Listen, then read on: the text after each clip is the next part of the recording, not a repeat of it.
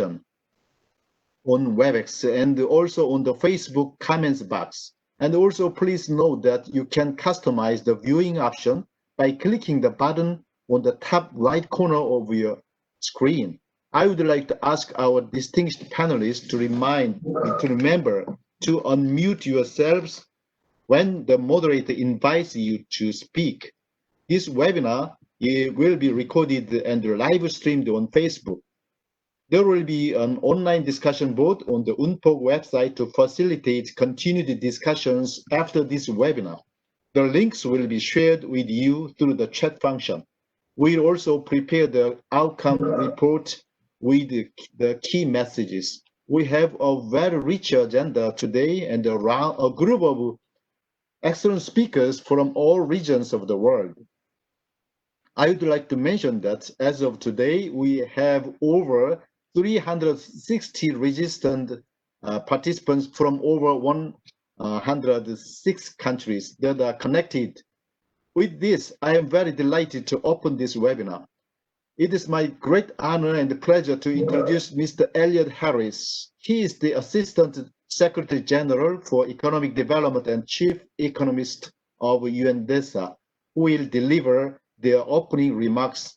Assistant Secretary General, Mr. Harris, you have the floor. Thank you very much, Mr. Chairman. Excellencies, dear colleagues, ladies and gentlemen, it's my honor to welcome you to this important virtual gathering.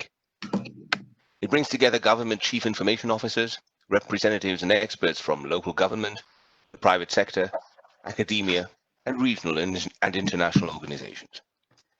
The webinar provides a timely platform to discuss and share knowledge about effective strategies for accelerating digital transformation for a sustainable and resilient recovery from COVID-19. The year 2020 has witnessed unprecedented challenges amid the outbreak of the COVID-19 pandemic. With social distancing and quarantine measures in place to contain the virus, digital solutions have become critical to both government and non-government sectors. Indeed, the COVID-19 crisis has provided an unprecedented opportunity for governments to accelerate digital transformation, including digital government. In this context, digital government, which is highly reliant on real-time data and analytics, has enabled governments to make more rapid and better informed policy decisions, to streamline institutional coordination and business processes, and to empower local authorities to address COVID-19 at the front line and ensure effective delivery of online services. However, while the opportunities offered by the digital transformation are many, so too are the challenges. Concerns have re-emerged over data privacy, the digital divides, the poor ICT infrastructure in many societies, and the lack of digital capacities. The general public is also demanding that their governments move quickly and take strong action in promoting and strengthening non-contact-based industries, such as distance education, telemedicine, and remote employment. Vulnerable groups who are the most affected by the digital divides and are lagging behind in the process of digital transformation are also calling on governments to ensure an inclusive digital transformation. Increasingly, governments are expected to provide customized and personalized services to address the special demands from different groups and sectors of society. To address some of these challenges, countries have started to review their national strategies for digital transformation in the context of pursuing a sustainable and resilient recovery in the post-COVID-19 era. Some governments have proposed new digital roadmaps or initiatives for revitalizing their economy and improving national competitiveness. Others are also expanding further their digital infrastructure by developing artificial intelligence, big data, cloud computing, and 5G. Effective digital transformation strategies and roadmaps for sustainable and resilient recovery from COVID-19 should include the following 10 elements. First, committed and transformational leadership at the highest levels. Second, more holistic digital strategies and plans at both national and subnational levels that are aligned with medium and long-term development plans and are formulated through whole-of-government and whole-of-society approaches. Third, digital social inclusion strategies to ensure that the digital transformation leaves no one behind. Fourth, policy and legislative frameworks for data privacy and cybersecurity. Fifth, flexible and customized policies and services for special areas, such as health, education, employment, social protection, among others. Sixth, data sharing and data integration and enhanced interoperability to overcome data silos across governments and sectors. Seventh, harnessing frontier technologies, including artificial intelligence and big data analytics, to provide more effective services, for example, in rural areas.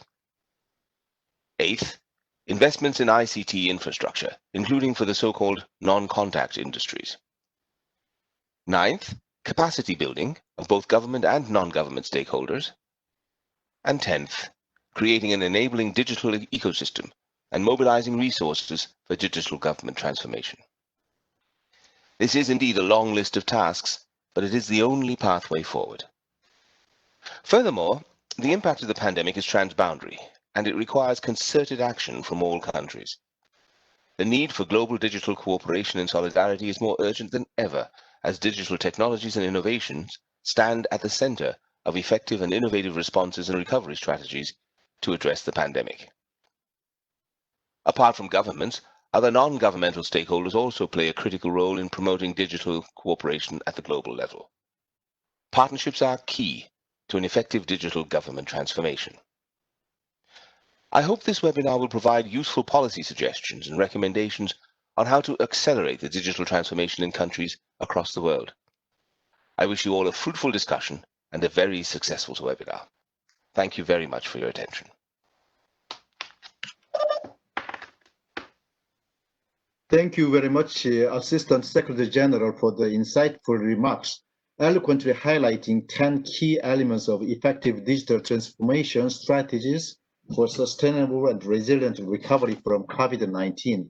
Let me also say thank you for being available so early in the morning in New York to open the webinar. We really appreciate it. I would like now to invite His Excellency Mr. Jae-young Lee. He is the Vice Minister of the Ministry of the Interior and the Safety of the Republic of Korea, who will deliver his opening remarks. Your Excellency, Vice Minister Mr. Lee, you have the floor. Distinguished participants, digital leaders around the world, I would like to welcome you to the Capacity Development webinar today. I would also like to express my appreciation to Mr. Elliot Harris, Assistant Secretary General for Economic Development and Chief Economist, and the staff of UNDESA. Mr. Yong-Sik Moon, President of National Information Society Agency, and the staff of NIA, and especially Mr. Bo-Gyun Shin, Head of UNPOG, who have suggested and organized today's webinar, and the staff of UNPOG. Ladies and gentlemen, COVID-19 has changed many aspects of our lives. What was thought to be abnormal is now expected as our new reality. Personal hygiene measures such as wearing masks and disinfecting hands, as well as social distancing, became normal. Offline social activities have largely been replaced with online, contact-free activities. As non-contact culture becomes the new normal, the importance of digital transformation grew tremendously to meet the demand of non-contact services, putting a bright spotlight on digital transformation in the international discussions. Against this backdrop, I believe it is timely and meaningful to share knowledge on strategies to accelerate digital transformation and contribute to advanced digital governments across the globe. For successful digital transformation, we need a clear vision and strategy to support that vision, a leadership to drive the efforts and capacities to efficiently use the limited resources. At today's webinar will share participating governance strategies to speed up digital transformation, discuss ways to enhance capacities, and strengthen global cooperation on digital transformation to overcome the COVID-19 pandemics. I hope today's event will serve as an opportunity to facilitate a successful digital transformation around the world through meaningful discussion. Thank you. Thank you very much for your opening remarks, particularly highlighting the importance of digital transformation to meet the increased demand for non-contact services. Thank you very much, Vice Minister, Mr. Lee. Now I'd like to introduce the next speaker, Mr. Yong-Sik Moon. He is the President of the National Information Society Agency of the Republic of Korea, who will deliver opening remarks. Mr. Moon could not attend in person due to conflict of schedule with the National Assembly audit. Therefore, he will deliver a pre-recorded video message.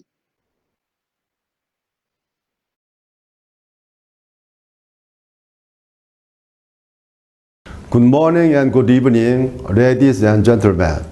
This is Yong-Sik Moon, President of National Information Society Agency of Korea. I think this webinar is very meaningful that it discusses the digital transformation to overcome the COVID-19 crisis.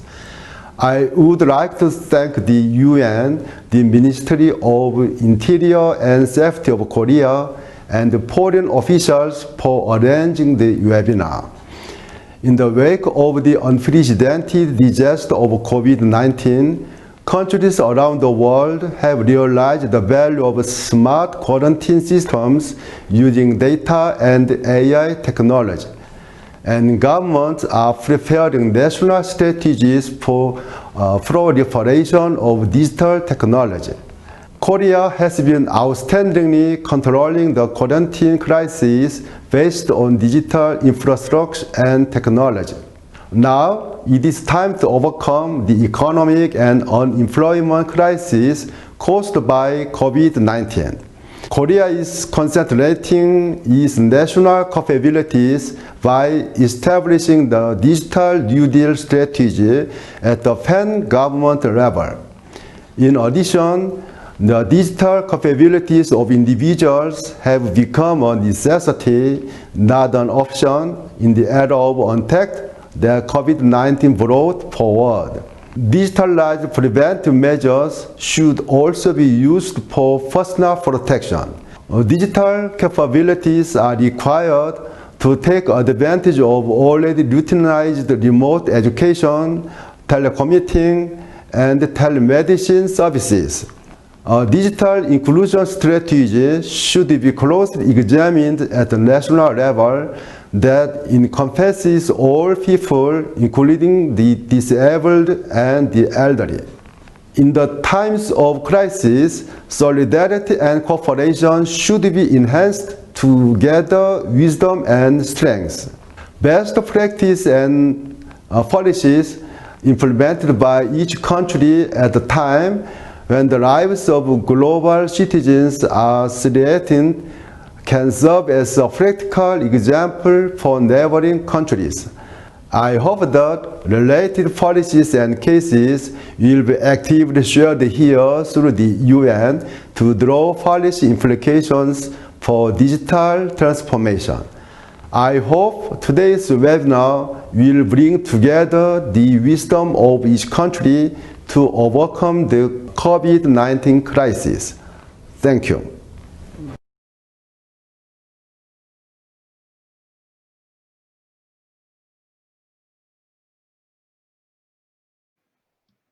I thank Mr. Moon for providing a concise overview of the significant achievements made by the Republic of Korea, particularly in managing quarantine crisis using digital infrastructure and technology, and now addressing economic and social issues through the Digital New Deal strategy.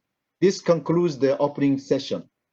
We will now begin session 1 on setting effective strategies to accelerate digital transformation. It is with great pleasure to introduce my colleague and moderator of this session, Mr. Vincenzo Vaccaro. He is the Chief of the Digital Government Branch of the Division for Public Institutions and Digital Government of UNDESA. Vincenzo, you have the floor. Thank you very much, Bokyun. Excellencies, dear colleagues and friends, ladies and gentlemen, it is my great honor and privilege to be today the moderator for this first session on setting effective strategies to accelerate the digital transformation. I'm so excited to present this incredible panel of this session and even more to listen their interventions and learn from them. Before introducing the first panelist, allow me to say a few words about the importance of accelerating digital transformation for sustainable and resilient recovery from COVID-19. At UNDESA, we believe the COVID-19 crisis is likely to significantly accelerate the shift to digital and fundamentally shake up the digital government landscape. As highlighted in 2020 government survey, the COVID-19 pandemic forced all government and societies to turn toward digital technologies to respond to the crisis in the short run, to recover from and to resolve socioeconomic repercussions in the medium run, but also to rethink and reinvent strategies and development tools in the long run. This is a wake-up call for many government agencies that have placed too much focus on daily operational needs and at the expense of investing in digital government and long-term resilience. People's expectations of government have already increased during the pandemic, and they will expect the same level of services in the post-pandemic era. As policymakers respond to these rising expectations, continuing to innovate and use digital technology will help to achieve their development objectives. In this regard, COVID-19 can be considered as an opportunity to bridge together the most useful strategies and solutions currently available to assist all levels of government in understanding and implementing the necessary steps toward a digitally transformation for public sector. In order to realize the efficiency of digital transformation, government need to minimize offline steps and adopt digital by design strategies that go beyond the digitalization of the existing processes, rethinking the whole organizational model to focus more on people and their needs, treating data as a strategic asset for service delivery and for decision making, and underpinning their organizations with secure, scalable, and resilient infrastructure and digital solutions. We will discuss about these topics and more with our distinguished panelists, each of them representing today a champion of digital government in all world and in the regions based on the 2020 government survey assessment. So my first question, and it's also my pleasure to introduce Mr. Sim Sikut, Government Chief Information Officer, Deputy Secretary General for IT and Telecom, Ministry of Economic Affairs and Communication from Estonia. Sim, thank you so much for joining us today. And the question for you is, in 2020 e-government survey, based on the government survey, the Estonia has recorded the most significant action since 2018 into the group of countries with very high GDI values. Your country is in the highest rating class, and with Denmark and Korea is the top 3 in the world of the government. So could you please share with us the key strategies Estonia has employed for driving the country's digital transformation, and how these strategies helped you during the COVID-19 pandemic response? Please, Sim, you have not more than 9 minutes to respond. The floor is yours. Thank you, Vincenzo. I hope you hear me well, and hello to everyone from Estonia. thanks really for putting this event together. Always glad to share what we think we have learned in Estonia here, and I think we're only still on the way of learning how to do this digital thing. Look, in the brief time that I have, I will try to say a few words in the question that Vincenzo kindly provided. So perhaps if we can have the next slide. I thought about mentioning perhaps sort of 4 or 5 things when it comes to Estonian sort of digital government strategy. Even though, yes, Vincenzo mentioned that we did a bit of ascend in the e-government survey, then obviously for us it's been a longer journey for the last 20 years. And by the way, I don't think we have done anything special in the last few years, except just keeping steady at it and sort of adding the next levels to our journey. But basically speaking, long story short, what I think have been the key factors in terms of our digital government strategy. One is purpose. So basically, we have always had a very clear understanding of why we do this, why we push our agencies to deliver more with digital. And the purpose has been around 2 things. We started off really from being driven by efficiency, being 1.3 million people as a country, but still aiming to be a fully fledged country. I mean, that going digital was the only way to pull that off. So we clearly had this burning platform thing about sort of, okay, how do you manage being in the league of all the big guys and girls as well? Exactly, you have to be as efficient as you can. That's why we started experimenting with technology late 90s. That's what we've been sort of, keeping at it with the next tools and tricks in the sleeve as well, the next technologies, for example.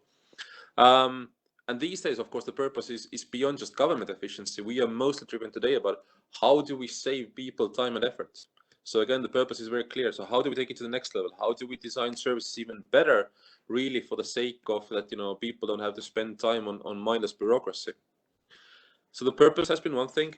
Secondly, policy push. And by that I mean that we have always thought about strategy exactly as a policy instrument to push us in a certain level of direction. So let me give you an example. And sometimes it's been a push through the laws like that. Often laws are thought about as a barrier. We have tried to think about laws and policy instruments as pulling us to the next level, or basically as an enablers even. So if I give a few examples, what I mean by policy push, making 4 lines of a law 20 years ago saying that digital signatures have to be accepted in all public agencies if they are provided with the secure digital identity.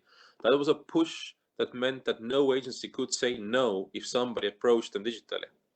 Or a few years later, when we brought in the principle of once only, which means that citizens can refuse to submit data again to the next agency if some other part of government knows about this.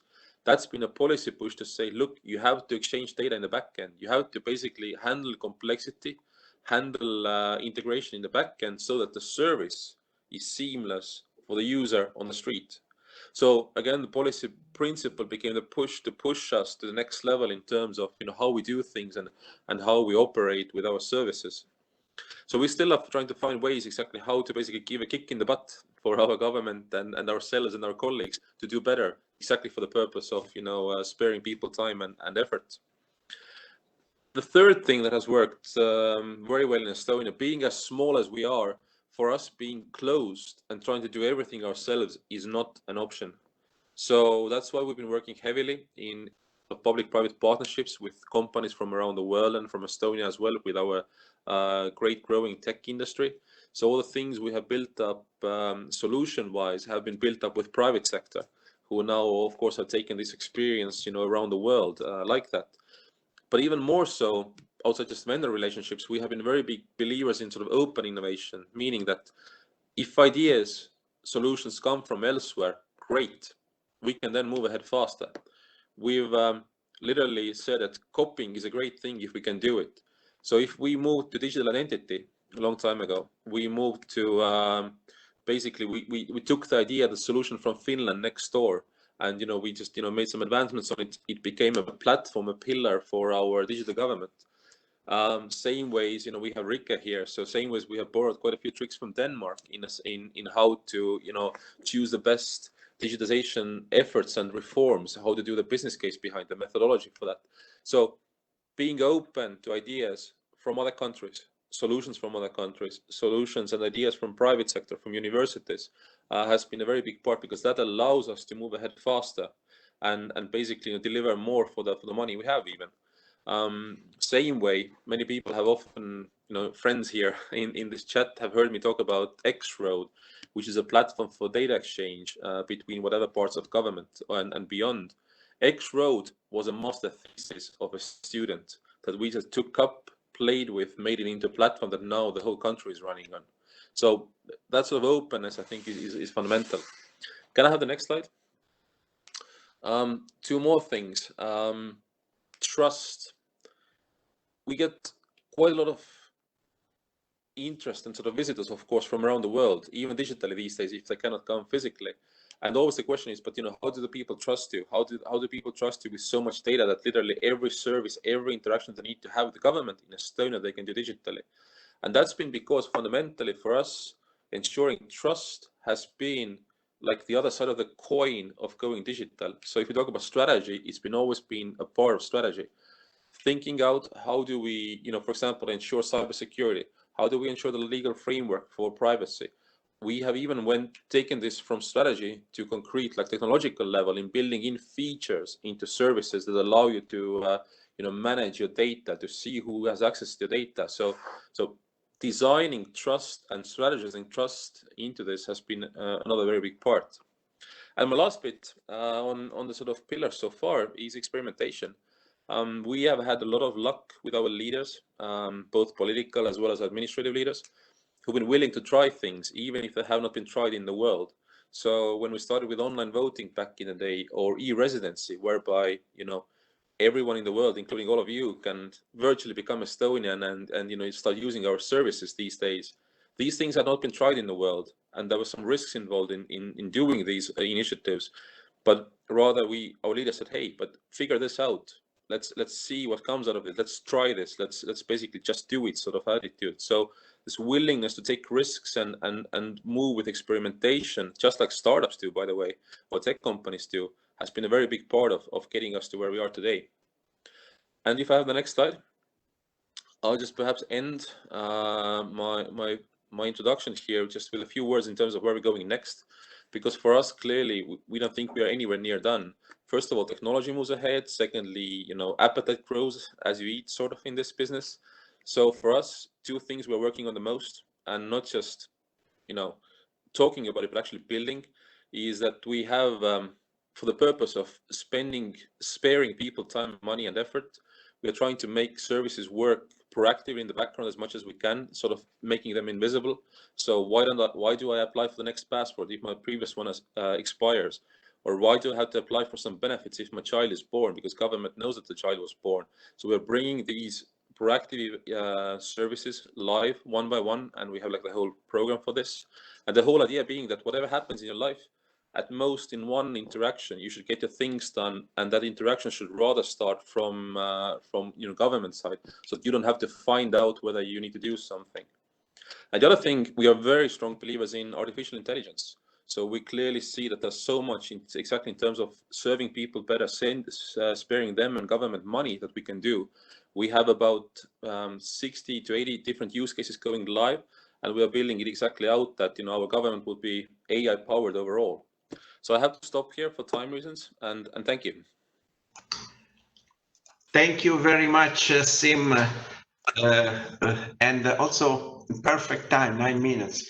Estonia indeed is a champion in the world on digital transformation, and it's really an inspirational model for many developed and developing countries, and also for African countries. So one of these countries is indeed Rwanda, a very dynamic country that is playing a leading role in Africa on digital transformation. Today, we have the pleasure to have with us Ms. Josephine Niranzeimana, I hope I pronounce well the last name, Government Chief Information Officer of Rwanda Information Society Authority. Ms. Josephine, in recent years, Rwanda has achieved significant progress in online service delivery despite relatively constrained telecommunication infrastructure. Could you please share what were the foundational principles of Rwanda's approach to e-government development, and how did you overcome the challenges posed by the infrastructures? Madame Josephine, the floor is yours. Thank you so much, Moderator. Your Excellencies, the distinguished ladies and gentlemen, greetings from Rwanda. It's my pleasure to join this webinar today. Thanks to the organizers for the invitation and the opportunity to contribute in this session on setting effective strategies to accelerate the digital transformation. The digital transformation in Rwanda has made substantial impact in the past 2 decades. Since the years around 2000, thanks to the visionary leadership, ICT was said to be one of the key enablers of the national development agenda. The first 5 years plan of the national information communication infrastructure was developed and concentrated on setting the enabling environment.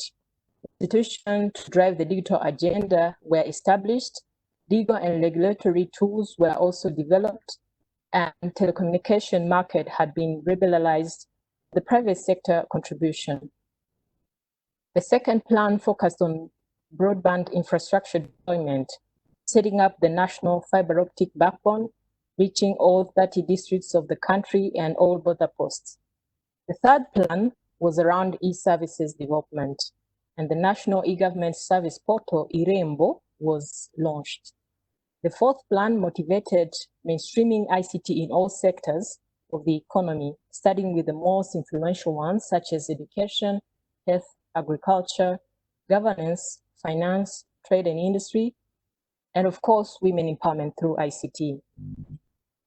The latter was also called Smart Rwanda Master Plan and has helped the fast tracking of digital transformation as the sectors took lead of their own digital transformation by setting the sector-specific ICT strategies.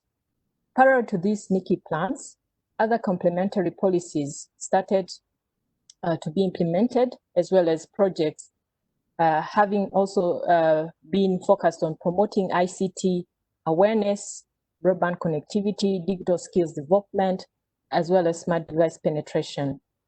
Currently, as part of the first phase of the national strategy for transformation, ICT remains a key enabler to attain the set targets for the economic and social transformation. The priorities are to further promote the digital inclusion and empowering digital communities, to foster the next generation skills for the digital economy, to strengthen the national digital innovation and the entrepreneurship ecosystem, and to digitally enable the public service to be data-driven. So far, the main challenges encountered are the following.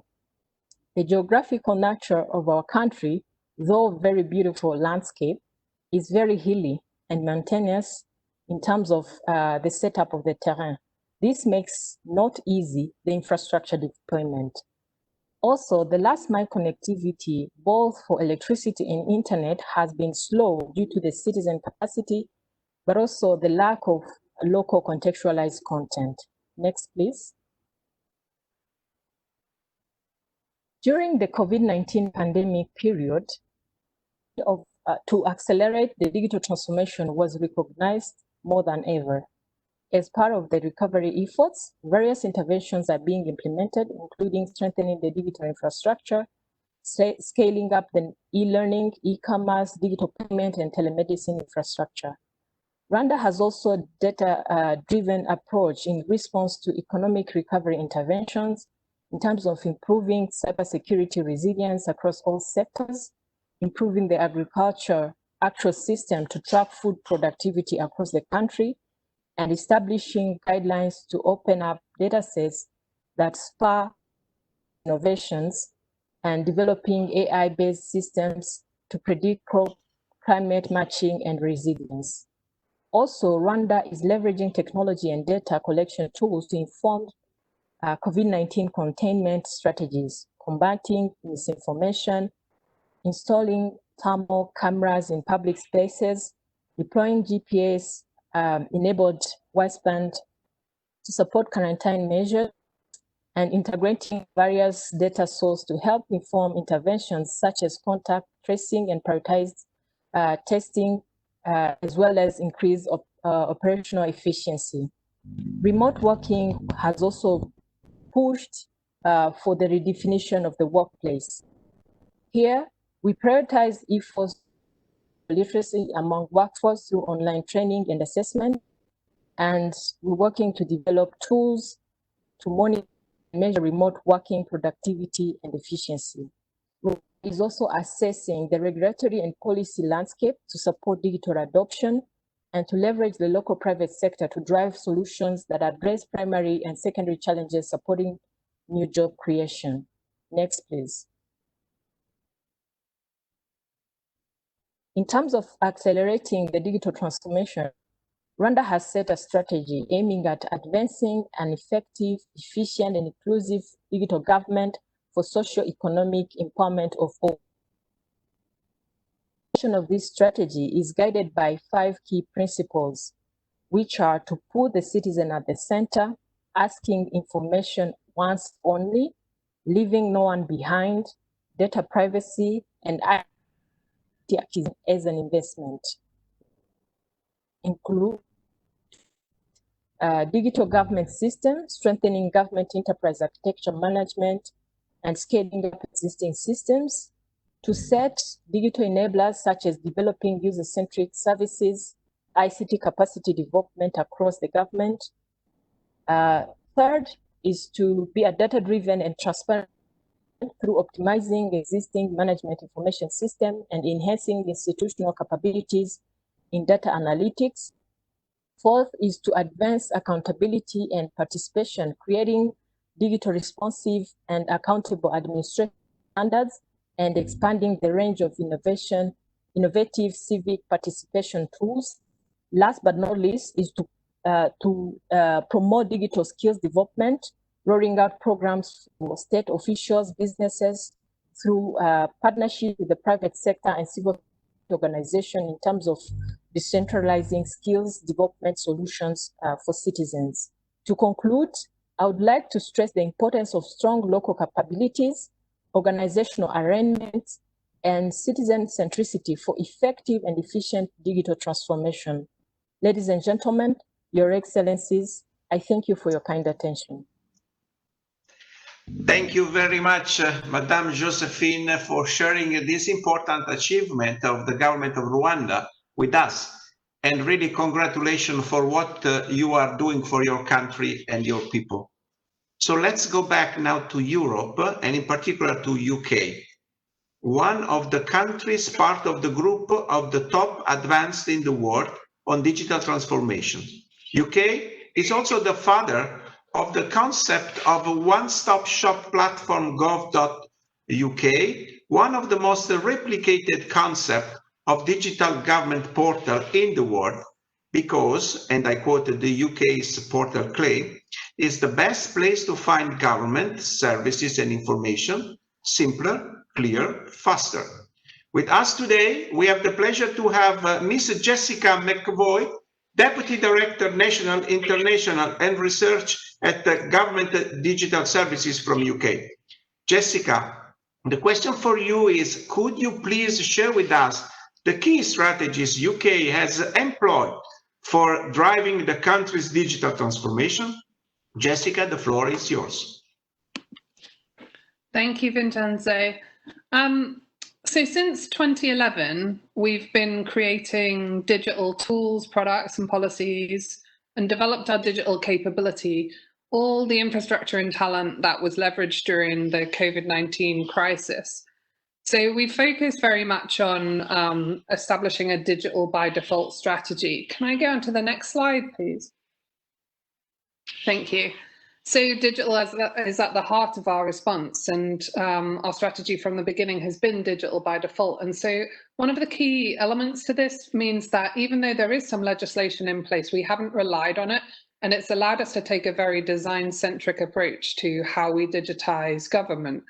And this means that we have to do the hard work to make it simpler for users. We have to understand really what they need from government services and build that, and try and get services to shape government and not the other way around. So we're now in a position where we believe that we are sort of more or less having services that shape government, and COVID-19 was a good magnifier for this, where we had to rapidly build and deliver new services based on demand that we could see emerging on a day-by-day basis.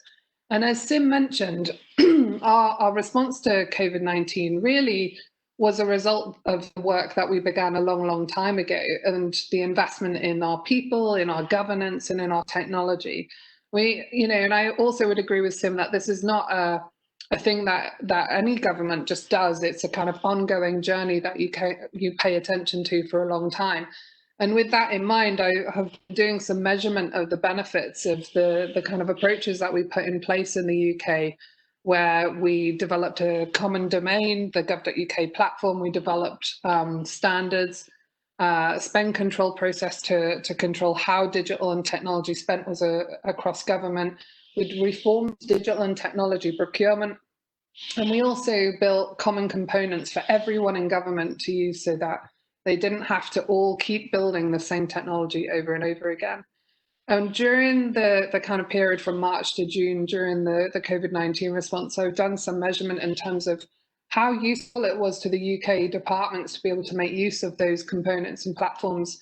And sort of the initial measurement seems to kind of be around £28.4 million saved just by being able to not have to build those platforms and components again, in terms of standing up over 150 new services. So our core mission is to transform digital public services, and the way that we do that from the centre is to understand not just the needs of the users who are going to use the services, but the users in departments who need help from the centre to deliver services so good that people prefer to use them. Next slide, please. So as the pandemic took away people's ability to communicate in person, like all of you, we found digital tools and services and ways of working came to the fore, and we had to build new services and solutions for unprecedented situations, and they had to be built rapidly, securely, be able to stand up to record traffic from day one. And through a combination of our existing strong foundations, we built over 150 new services during that period. Gov.uk played a particularly significant role. The single domain, that's the centrepiece of the UK's COVID-19 communications campaign. And this is really important so that all citizens are able to kind of see a central position of truth that helps them understand what they need to do as part of their response. So we delivered an extensive programme of activity, not just to communicate with users, but also to host and consolidate all the government guidance, no matter where it was coming from, all the tools and the live streams of press conferences. We tailored the content on a day by day, sometimes hour by hour basis. And we supported overarchingly the government shift from COVID-19 messaging from the stay at home phase to the stay alert phase. We also used the central position there to kind of gather new data and insights to help all of those services iterate rapidly over those days to make sure they really were meeting the user need at point of contact. I think a third point is the point I just mentioned earlier, which is around the common components. They're the building blocks of our digital services, and they're made and maintained by GDS. And they solve all the common problems that we experience across government, like taking payments, sending notifications, proving identity. They were already in use, but we saw a massive surge in demand. So for example, Notify, our messaging service, had about a 700% increase in demand. The identity service we run saw about a 900% increase in demand. And then the fourth point that I would just mention is it was our existing digital leadership across government, the existing processes that we were able to draw on to rapidly mobilise and coordinate our successful response on the digital front. For example, we used our existing digital leadership networks to create a COVID-19 working group. And that meant that we had an overview of all the individual departments' responses. We could look at common trends, common needs and risks that were emerging. The government could kind of stay connected and work across large cross-government projects. And we were able to surge people, digital specialists, to the highest hotspots across government where their digital skills were most needed. And whilst it was really difficult, it was those solid foundations that we had to react from that meant we could be flexible and pivot in important ways to ensure we best met the needs of people who depended on government, probably more then than they ever had before. Next slide, please. But we also feel that we could do more.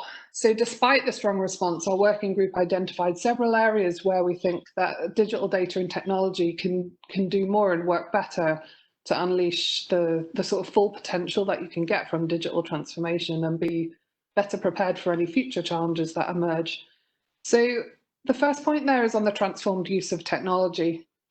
So the crisis for me highlighted the need to accelerate an overhaul of any slow and outdated, expensive legacy systems that tend to stand in the way of progress, but also cause huge barriers in terms of responding quickly in a crisis.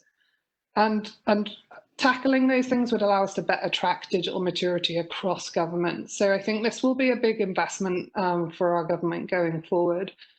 I think the second point would be on the digitally hyper-capable public sector.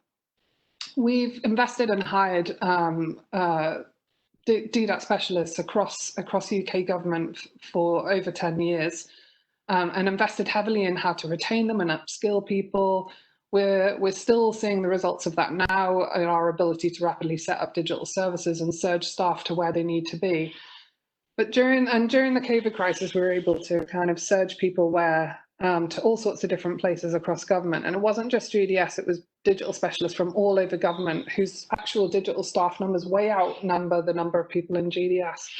So it isn't just that we invested in the right skills, but also that there was quite a deep understanding of agile ways of working, which allowed people to rapidly respond to the kind of situation that was in front of them. But we still need to do more. Demand massively outstripped supply. And that affected how quickly we could solve problems.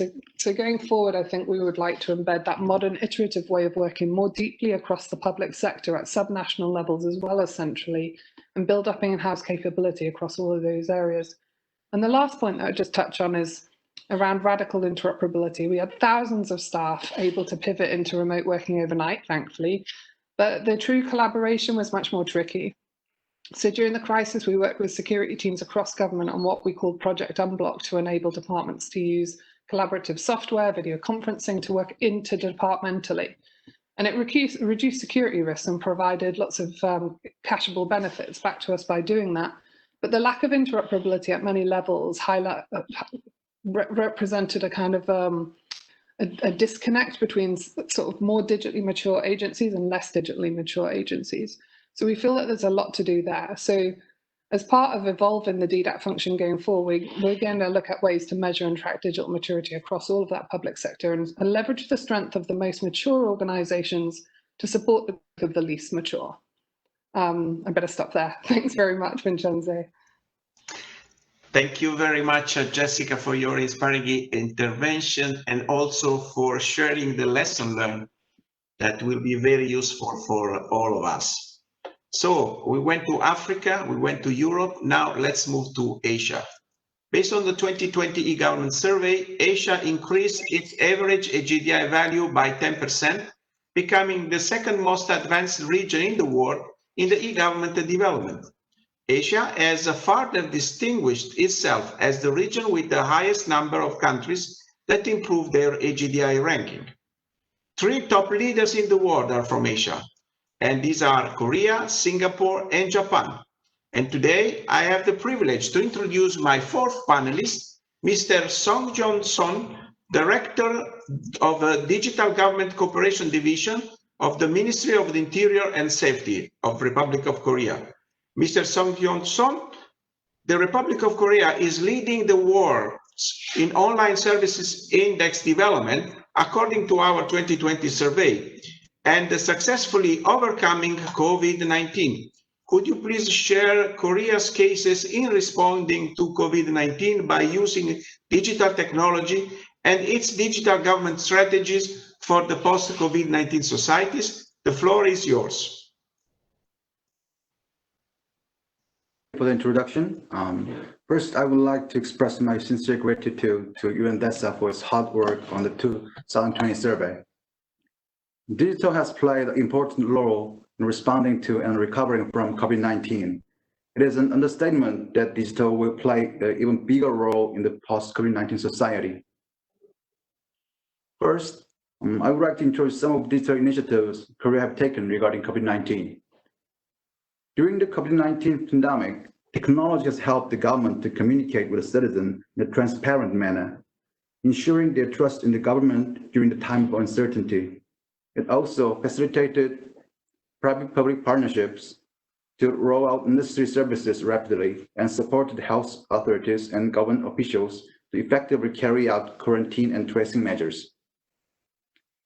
From the very beginning, Korean government has used different digital channels, including the emergency text broadcasting system, to keep the public calm and informed with accurate numbers and information.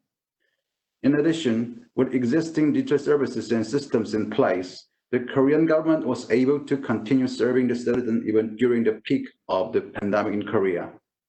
The citizens were able to access digital services through the integrated government portal, gov.kr, and government officials could switch to remote working at home using the government virtual private network.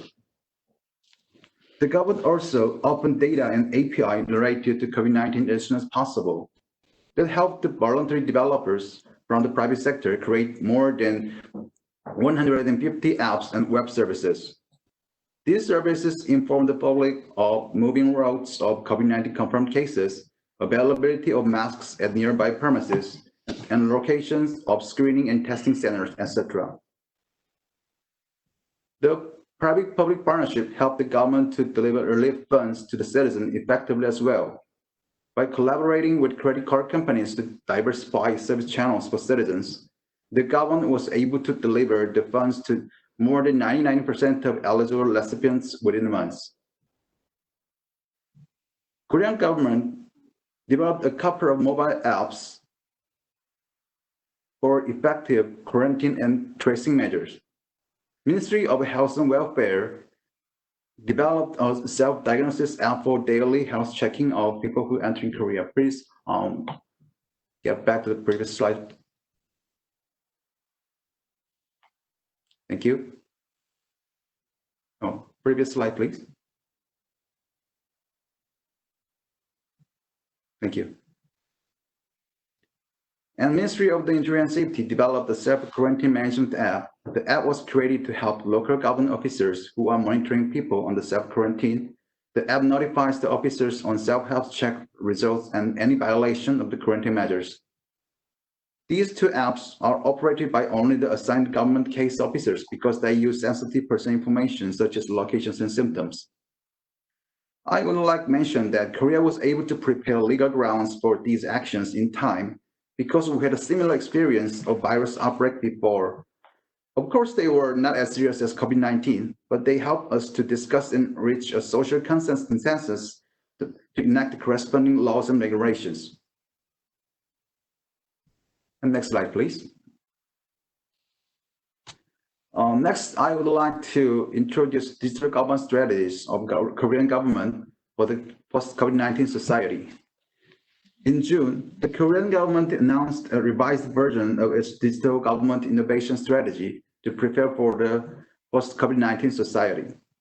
This strategy outlines directions and specific initiatives in 4 areas: services, data, digital infrastructure, and private-public collaboration. First, the Korean government plans to re-engineer the government administration process to provide more seamless and secure non-contact services to the citizens. Second, the Korean government will innovate how government delivers its services to the citizens by integrating and personalizing service delivery channels. Third, the Korean government will create collaborative digital ecosystem promoting private-public partnerships to strengthen the digital economy.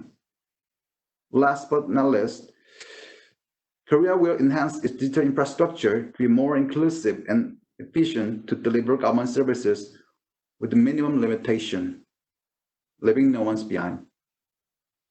In July, the Korean government announced the Korean Digital New Deal as a part of a bigger national strategy for greater transformation. The Digital New Deal aims to build a stronger digital economy and promote growth in non-contact industries by integrating and utilizing data, network, and artificial intelligence. and also applying emerging technologies to keep social overhead capital infrastructure. COVID-19 truly devastated the entire international community. It also has put all the governments to a test. It exposed our strengths and weaknesses at the same time. However, it has provided us with a unique opportunity to accelerate what we have envisioned. The pandemic has pushed us to transform our government, our societies, and I hope our efforts like today will help global community overcome this devastation and turn it into a chance for earlier digital transformation. Thank you. Thank you very much, Mr. Sung Jo-son, for sharing the Korean experience, and also congratulations to you and to your government for what you have been doing in responding to this COVID-19 world crisis. So after Asia, we are concluding our journey on digital transformation going to Americas. In Americas, 7 countries are in the very high GDI group, with the United States in the highest rating class, followed by Uruguay, Canada, Argentina, Chile, Brazil, and Costa Rica. It is worthy to note that Argentina, Brazil, Chile, and Costa Rica have moved up for the first time from high to very high GDI, further reducing the e-government development gap with the Northern America. And as last speaker of this session, we have Argentina. I have the pleasure to introduce Professor Juan Gustavo Corvalan, co-director of the Innovation and Artificial Intelligence Lab of the Faculty of Law of University of Buenos Aires. But before addressing the question to the professor, let me also take this opportunity to publicly thanking him and his lab for translating the 2020 e-governance survey in Spanish. On behalf of DESA, thanks a lot. Dear Gustavo, the digital agenda of Argentina is focused on creating a strong technology-driven institutional and governance framework aimed at accelerating the digital transformation. Could you please elaborate on how the use of frontier technologies, including artificial intelligence, is employed by the government in delivery of public services? What is the role of the private sector and academia in innovation for the society's digital transformation? Thanks a lot. You have the floor, Gustavo. Well, thank you, Vincenzo, and the organizers of this important webinar. It is a timely event to understand how digital transformation might help our sustains become more sustainable and resilient. I thank you also for this important question, as technological change, innovation, and internal shifts of transforming the global economy at an unprecedented pace, a process that the famous economist Joseph Schumpeter referred to as creative destruction. Argentina, as well as all of the Latin American region, is an extremely fertile ground to see how the process of creative destruction is unfolding in an environment of deep structural inequalities and asymmetries of technological development. However, emerging technologies have immense potential to foster growth, prosperity, environmental sustainability, and accelerate an achievement of United Nations 2030 Agenda for Sustainable Development. However, the rapid pace of technological change presents important challenges, and that is why it's key to articulate cooperation networks to take advantage of lessons learned, failures, and good practices in the implementation of cutting-edge technologies. In the case of Latin American countries, it's crucial that strategies are based on reduced various technological gaps while generating an inclusive ecosystem. For example, around 50% of households in Latin America and the Caribbean still lack internet access, there is a weak exchange of knowledge, data, and digital information between the public and private sectors. Furthermore, as was well documented in the e-government 2020 survey, governments do not have sufficient financial resources or human capital to meet this challenge.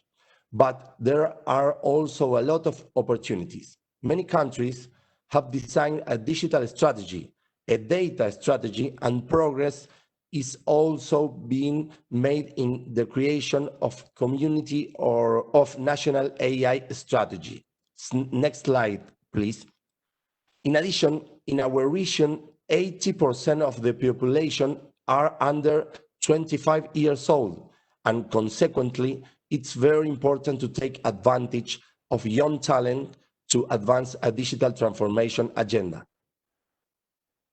For example, thanks to the transdisciplinary work of people under 30 years old, we have fully incubated in the public sector at low cost and without the help of large technology companies, systems based on automation and predictive white box systems. In 2017, in the Public Prosecutor's Office of the Autonomous City of Buenos Aires, that first predicting system fully incubated in the public sector in Latin America and one of the first in the world was implemented. Both in the field of justice and public administrations, the Innovation and Artificial Intelligence Laboratory of the University of Buenos Aires is helping many organizations to carry out an automation and prediction agenda for back office tasks. The Prometea system in Argentina, for example, and now Pretoria in Colombia are examples of how it's possible to alleviate the greatest number of administrative process and respond to a user-centered demand. But there is another very important question that I would like to contribute in this webinar. It is increasingly important to make intelligent systems that are beginning to be massively developed, traceable, interpretable, and transparent. For these reasons, our developments have focused on using, for example, classification machine learning techniques and supervised training. It is essential that these systems are carried out under a logic of data governance and algorithmic governance. It is possible to advance under an approach based on adaptive and inclusive automation, reducing discriminatory bias in training data sets and increasing productivity and efficiency in multiple tasks. Next slide, please. For example, let's look at these numbers of Prometea. Based on Prometea experience from AI Lab, we incubate Pretoria, a white box predictive system that is in process of being deployed in the Constitutional Court of Colombia. Pretoria is another example of the application of white box AI predictive system in the field of justice. This project was made from an unprecedented example of cooperation between the private sector, the academy, and the highest judicial body of a country in the region of Latin America. Thanks to the cooperative work between Argentina and Colombia in the middle of spread of COVID-19 pandemic, it was possible to create a system that in a few seconds can read, detect, classify, and prepare reports from digital documents without human intervention on relevant issues in the cases which seek to project the right to health. The Pretoria case reflects the importance of South-South also in the digital transformation process. More and more countries are understanding the limits of using technology-driven solutions coming from countries that are far more advanced than their ecosystem, and that often creates incredible boundaries into the full adoption of this solution at national level. What we have learned so far is that countries that share similar societies and similar governments then more to adopt solutions that can fit their technological pace. We need to understand that is part of the sustainable of innovation. Next slide, please. The public sector, the private sector, academia, civil society, and international organizations must further cooperate. In a context of growing uncertainty and increasing complexity, the new generation of leaders and entrepreneurs must commit even more to search for innovative, low-cost solutions without a global mindset and oriented to adapt governments and societies to this new industrial revolution. Thank you very much for listening.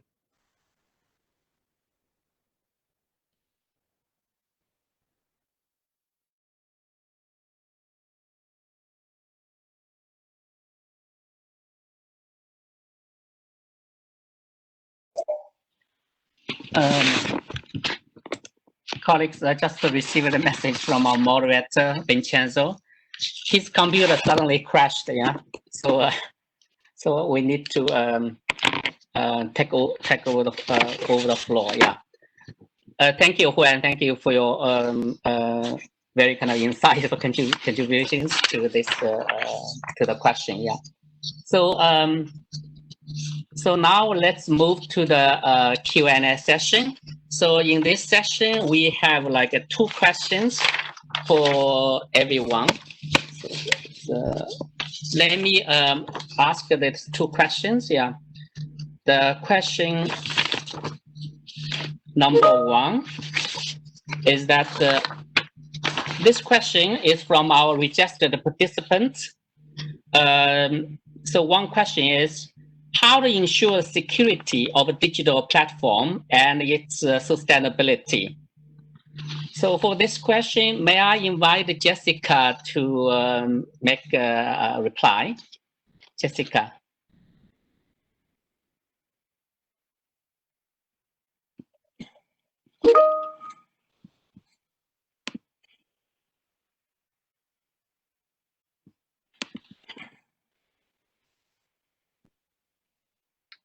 I'm having some trouble with my sound. Would you be able to repeat your question?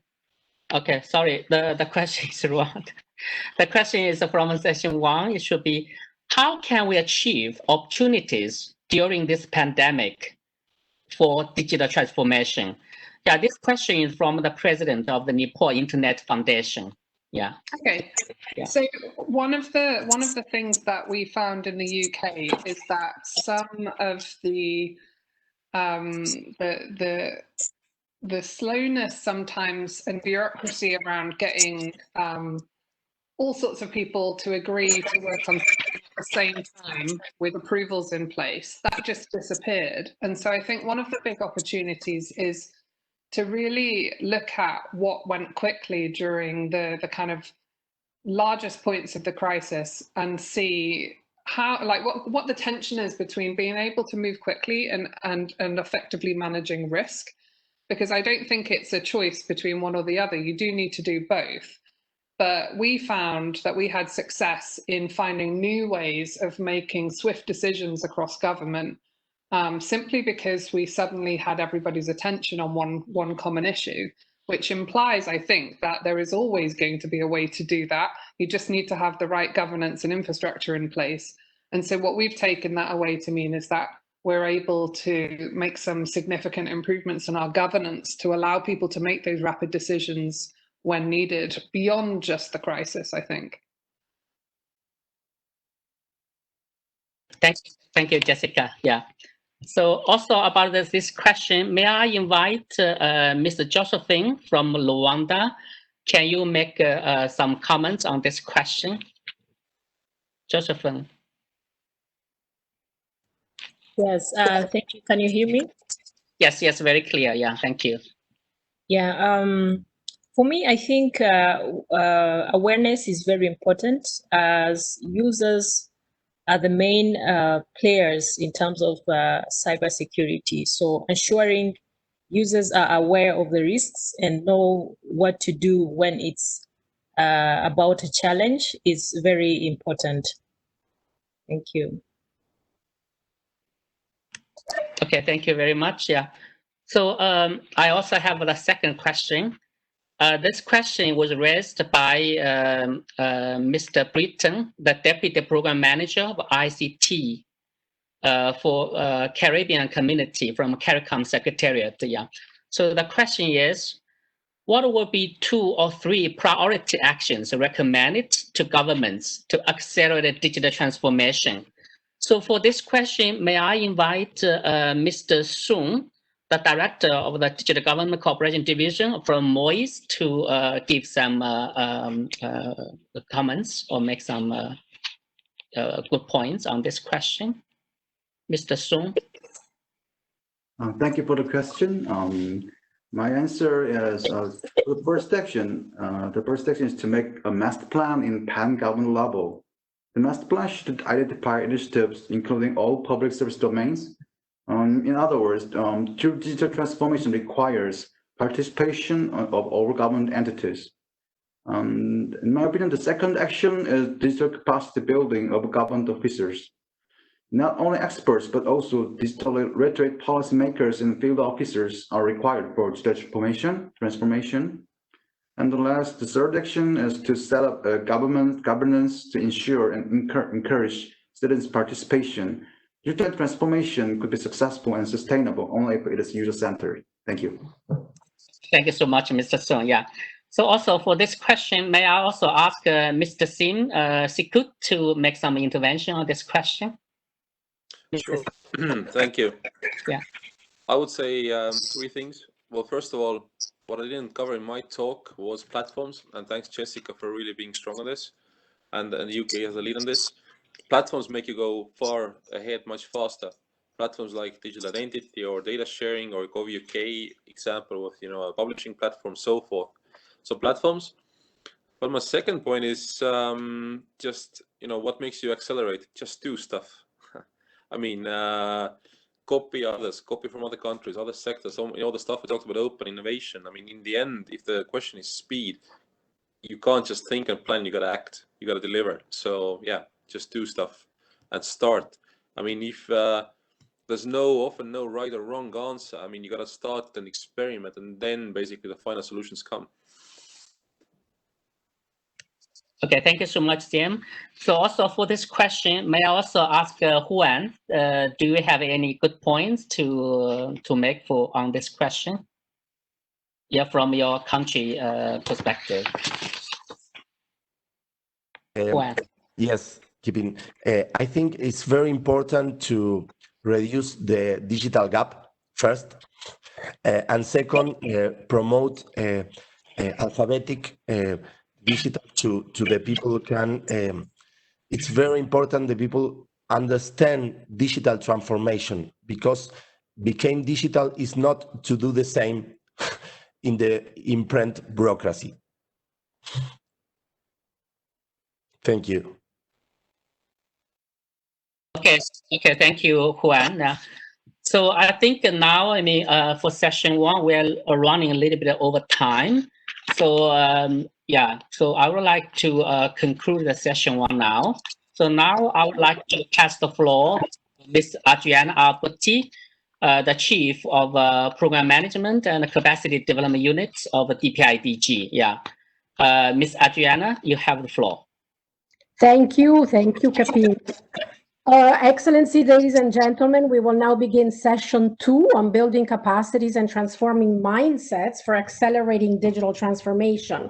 As you all know, this is a topic of great relevance. In fact, now more than ever, government leaders are dealing with the critical question of how best to transform the public sector, and above all, how to develop capacities to effectively deliver services and achieve the Sustainable Development Goals amidst the COVID-19 crisis.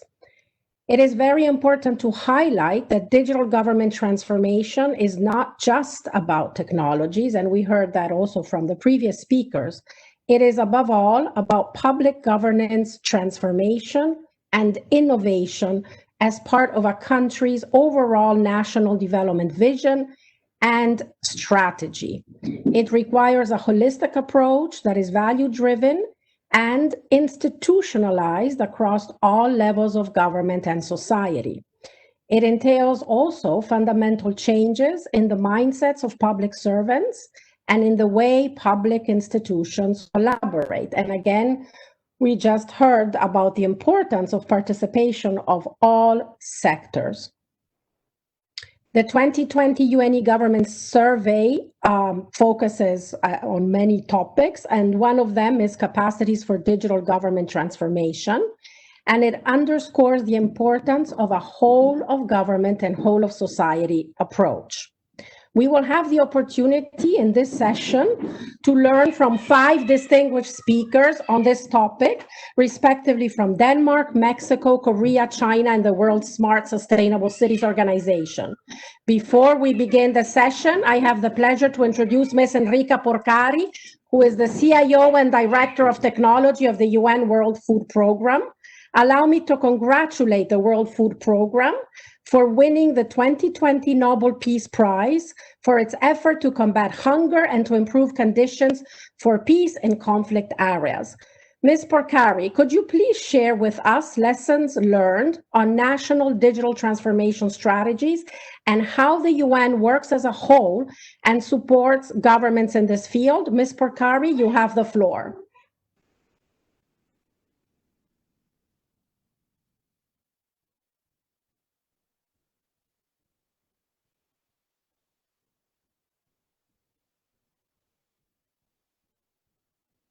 Ms. Porcari?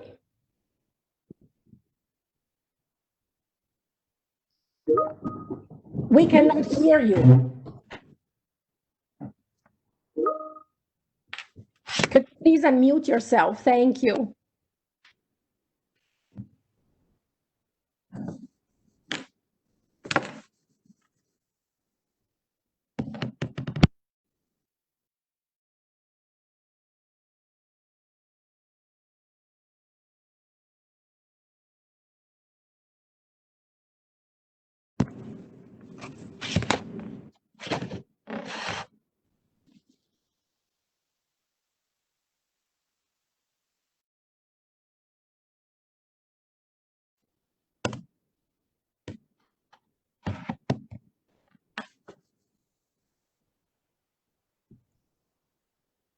Ms. Porcari, sorry, but we cannot hear you. Could you please unmute yourself?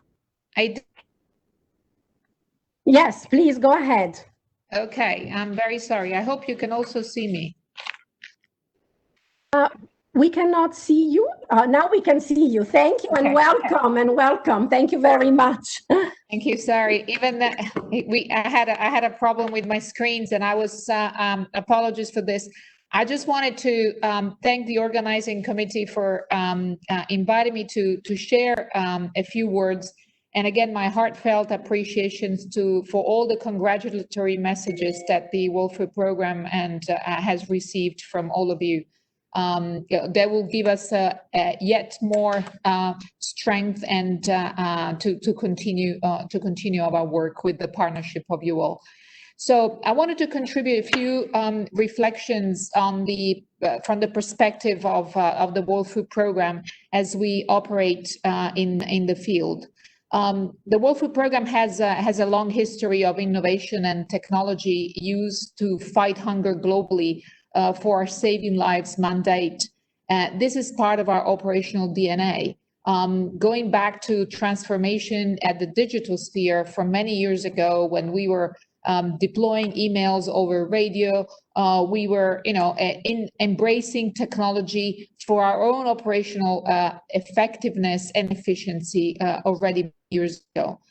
Over the last 3 years, we have augmented our commitment and our to embrace an organizational-wide digital transformation as a corporate priority to really with the objective of serving our beneficiaries better.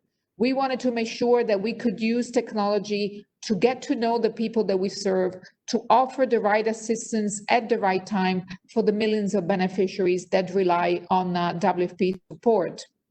And so we have implemented a number of digital solutions and innovations, including digital payment, beneficiary management platform that enable us to distribute cash assistance, which last year amounted to over $2 billion.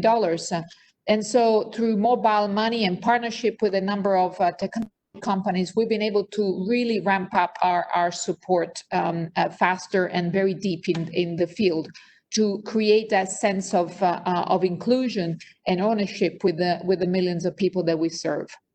Of course, the WFP also to improve its internal efficiency, collect, disseminates, and use insights from geographical remote locations to make sure that we have a good handling of our not only of our cash but also of our in-kind support.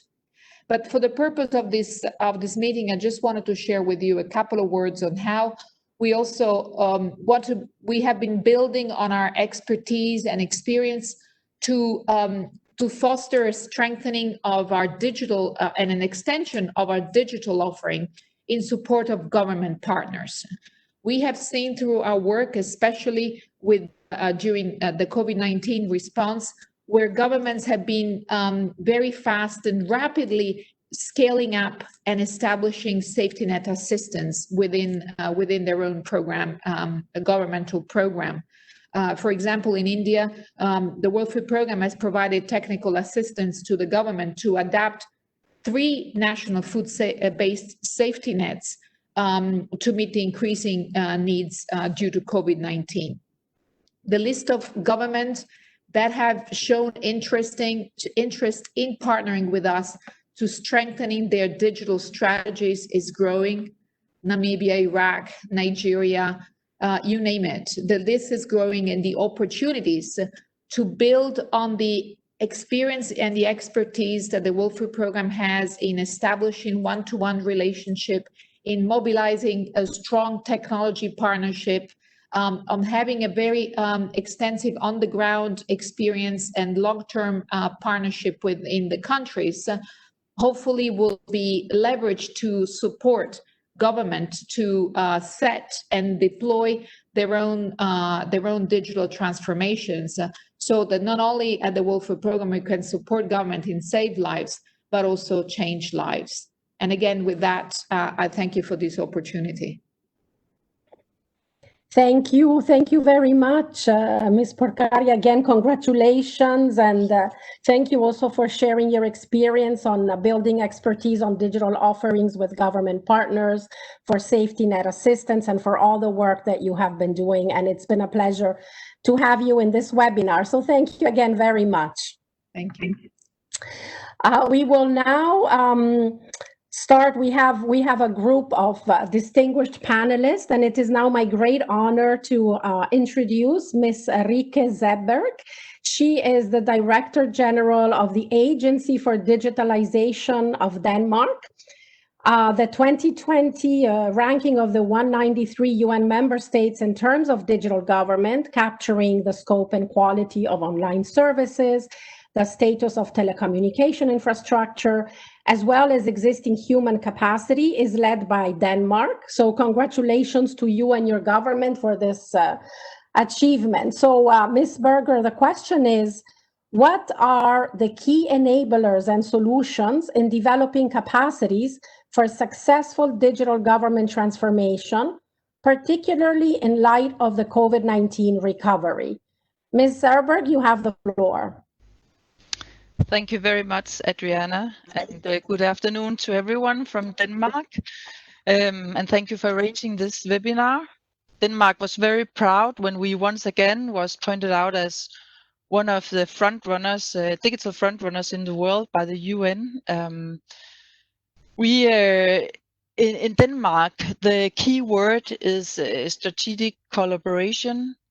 Since 2001, we have across the entire public sector, that means the state level, regional level, and the municipality level, have we collaborated on strategic mind. You can have the first slide, please.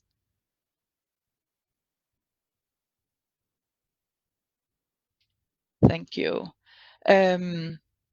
we have collaborated closely, and I think it's something unique in an international context that we actually have put out strategic goals across the public sector.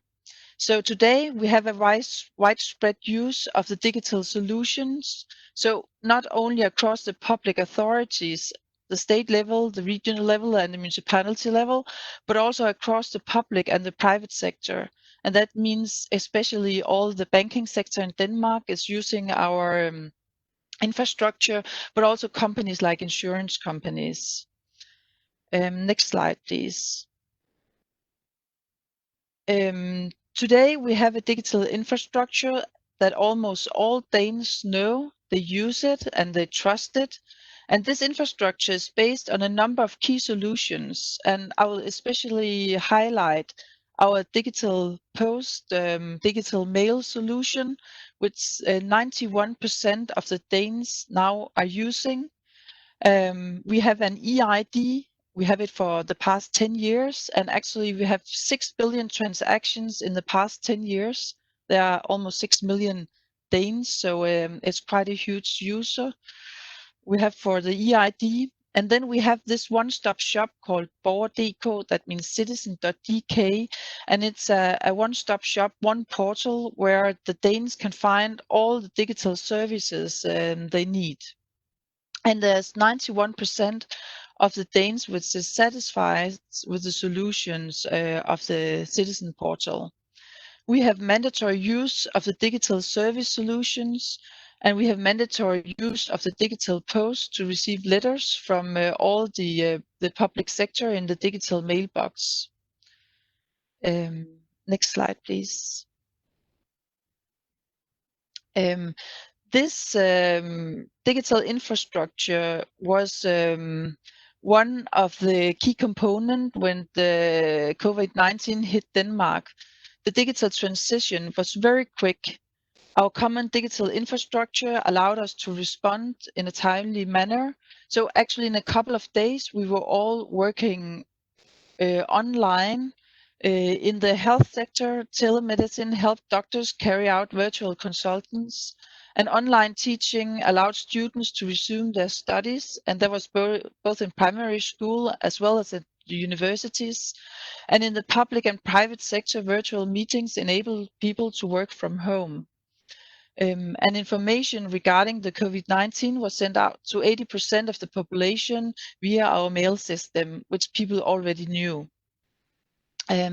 Also, we develop in collaboration with the private sector and contact tracing app. It took only 2 to 3 months from political decision until we had it launched. At first, we worked at a centralized solution, which were placed at the national health authorities. But as we start working on this centralized solution, there was an instant insecurity and skepticism among the citizens, and there were a lot of concern raised over privacy and also function creep. The discussion was it a contact tracing app, or could the government use it for surveillance? So instead, we ended up with a decentralized solution, and it was proposed instead where we used the Google Apple technology. This was a very safe app, but on the downside was it was very difficult to measure the effects, and we had no data for the health authorities. Along the side, when we had this big discussion in Denmark where we should have the centralized and the decentralized solution, we had advised and approval from independent experts. Especially, we were established an advisory board, and we also have a data ethics council and a cybersecurity council in Denmark, which we also involved. And actually, this open debate led us to having the decentralized solution, which was broadly accepted both by political side and by the citizens when it actually were launched. One of the key components we had was that citizens registered themselves via our personal digital login, our e-ID, and we use that because we have to make sure that people reporting as infected with the COVID in the app actually have a positive COVID-19 test. So we use this our own infrastructure for actually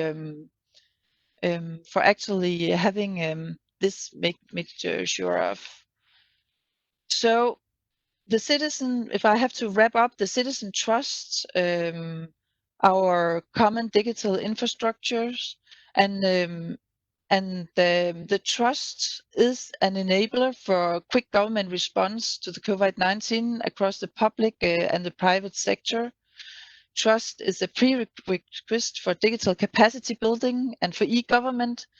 And without high standards of security and privacy, citizens will not support the measures. And this is also why we increasingly are involving independent experts when we are developing strategies and new initiatives. So I think the key words from Denmark is it's very important you have openness, transparency, you have a lot of privacy, and also you have the security in the systems, but not at least you have the public debate during the developing of the strategies and the new initiatives, so you make sure that the public and the experts, private experts, is along your side at all time. Thank you.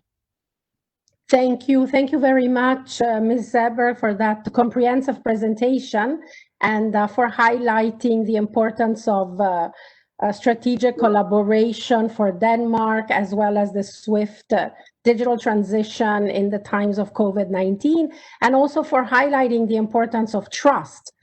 Trust as a prerequisite for building digital capacities. And so thank you very much for your intervention and insightful remarks. I would now like to move on to our next distinguished speaker. It is my great pleasure to introduce my former colleague, Ms. Diana Alarcón González. She is now the Chief Advisor and Foreign Affairs Director of Mexico City government in Mexico.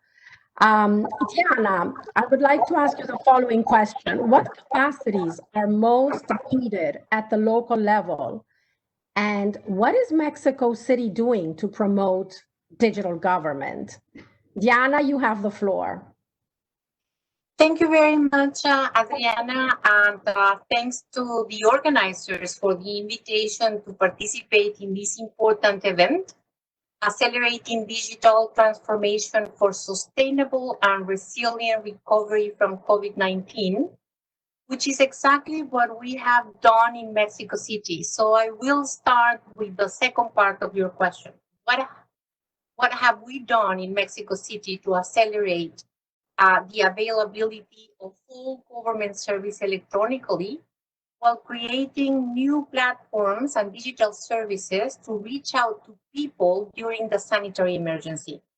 This is a city of 9 million people in a metropolitan area of 22 million people. So as you can tell, the digital transformation of government services is most essential, especially at this point in time. So let me summarize the expansion of digital services in 3 categories, if I may, during the pandemic. The first one is this idea of protecting people's health. Second, supporting people's well-being. And the third area of development was expanding government services.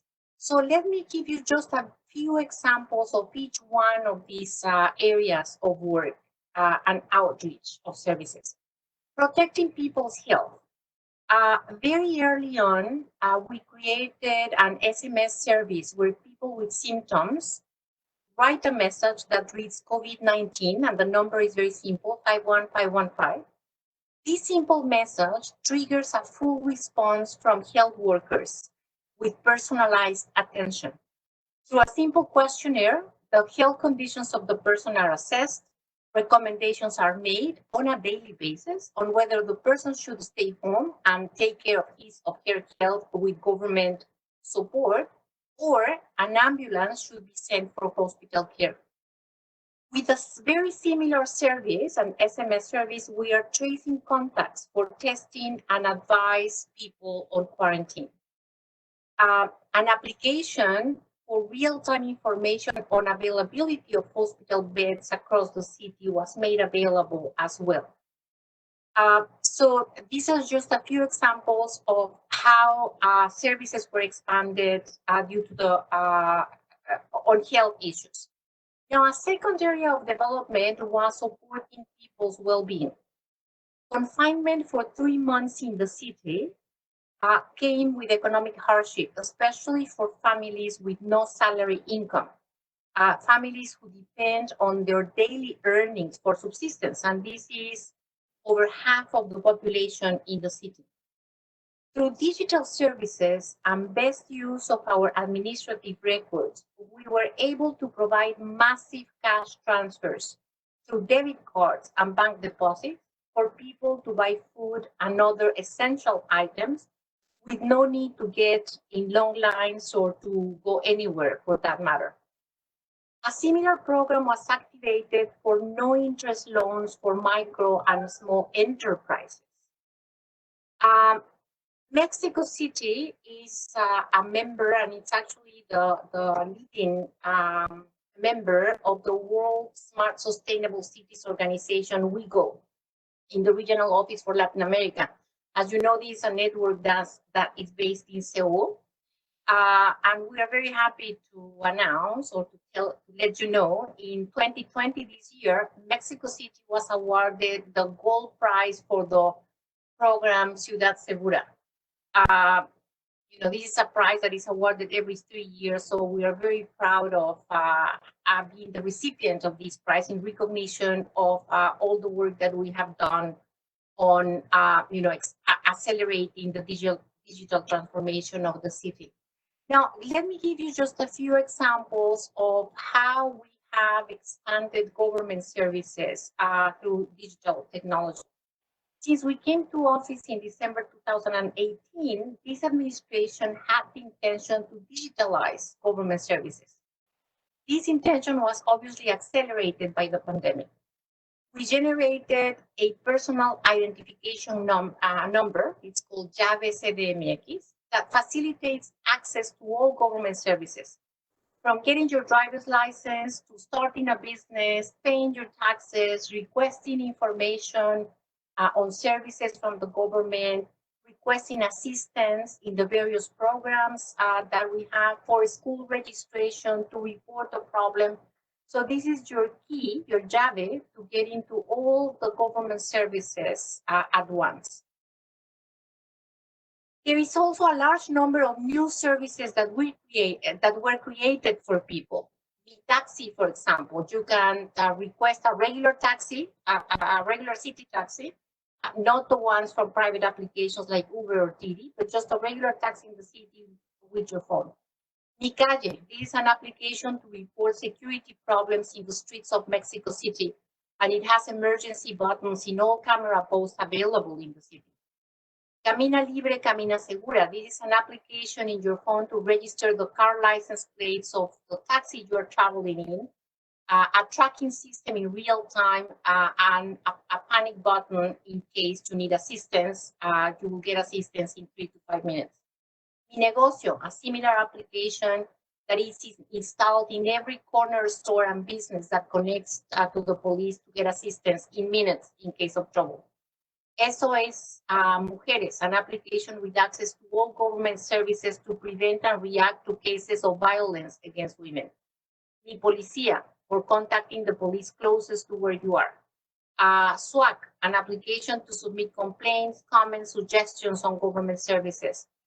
There are applications for real-time information on all routes in public transportation, to check the air quality of the city, the weather, etc. Plaza Pública, that's an application for participating in online consultations.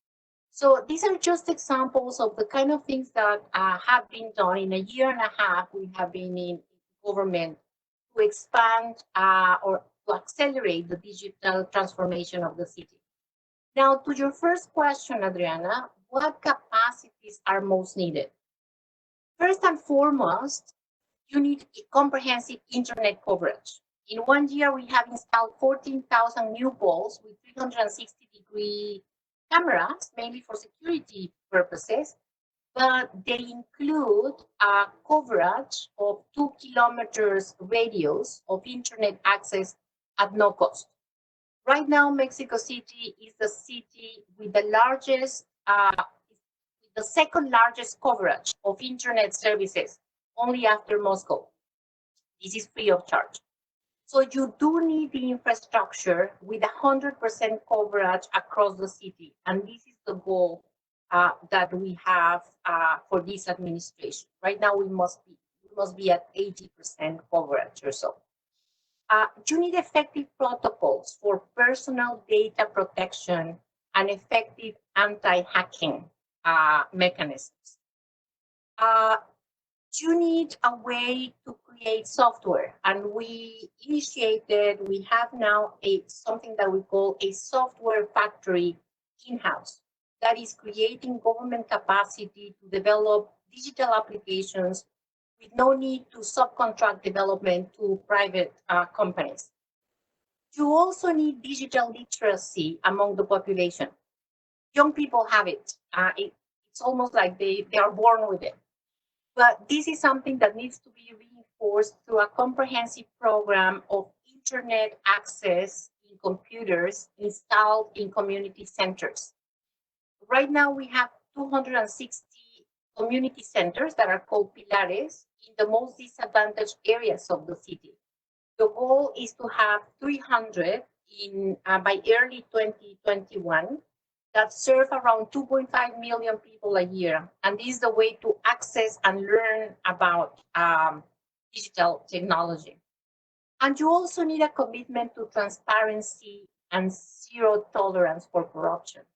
So I will just end by stressing the areas of enablers, the facilitators for accelerating the digital transformation. You need financial, obviously, funding and investment to enhance technological innovation. You need technical skills, improve digital infrastructure, platforms, etc. You need a good policy and legal frameworks, ethical data management, cybersecurity practices. You need education and new competencies and capacities among local governments, businesses, the community. You need extended collaboration schemes and exchange of experiences between governments, tech companies, universities, research centers. And you need a good monitoring of results and benefits of increasing digitalization processes in all sectors. So with that, I hope I responded to the question, and I thank you very much for the opportunity to be part of this conversation. Thank you very much, Diana, for that comprehensive presentation, and congratulations on winning the 2020 Gold Award on Safe Cities, if I understood correctly, from WeGo, and that's quite an achievement. And also thank you for highlighting the enablers for digital government transformation, as well as the 3 pillars of change to address COVID-19, protecting people's health, supporting people's well-being, and providing more services, particularly to women and to other vulnerable groups. And also thank you for highlighting the key factors that contribute to developing capacities. And one of them is digital literacy among the population, and how you have been, building these community centers. So this is a very nice transition to our next speaker. So thank you again for this inspiring remarks, Diana. And now I have the pleasure to introduce Mr. Myung-Ju Kim. He is professor in the Department of Data Science, Seoul Women's University of the Republic of Korea. Over the past years, Korea has been one of the leading countries worldwide in digital government, and it has also been spearheading many initiatives on how to bridge the digital divide. In the past, it has also won the prestigious UN Public Service Awards for various initiatives, including how to promote digital literacy among older persons. But today my question is, Mr. Kim, what capacities are needed for digital inclusion of vulnerable groups? And can you share with us the key pillars of the Korean Digital Inclusion Plan? I am sure that many people around the world are very eager to learn from your experience. So, Mr. Kim, the floor is yours. Thanks so much, Anna. And good morning and good afternoon, good evening, everyone. I'll give this talk on behalf of National Information Society Agency in Korea. The Digital Inclusion Plan of Korea is about improving information access for the digitally vulnerable people and revamp our digital environment so all citizens can enjoy the benefits in this digital transformation era. Multiple ministries have worked together to develop this plan, including the Ministry of the Interior and Safety, Korea Communication Commission, Ministry of Culture, Sports and Tourism, and Ministry of Employment and Labor. It was finally approved in the meeting of Information and Communication Strategy Committee, which was held on June 22nd. Next page, please. Okay. This is the background showing why we came to have the plan developed. The COVID-19 pandemic has accelerated digitalization, and there are growing concerns that the digital gap might worsen our economic and social inequality and discrimination. In this regard, we see an increasing need for digital inclusion policy that ensures all citizens to enjoy our benefits from digital technologies. Therefore, we came to work on making the digital inclusion plan along with several tasks to allow all citizens to take part in digital economy and society and engage in the digital world without being discriminated or excluded. Next. Okay, hold on. So this is the vision and tasks. With the vision of making a digitally inclusive nation for all. The plan consists of 4 implementation tasks. Okay, so please, next page, please. Next page, please.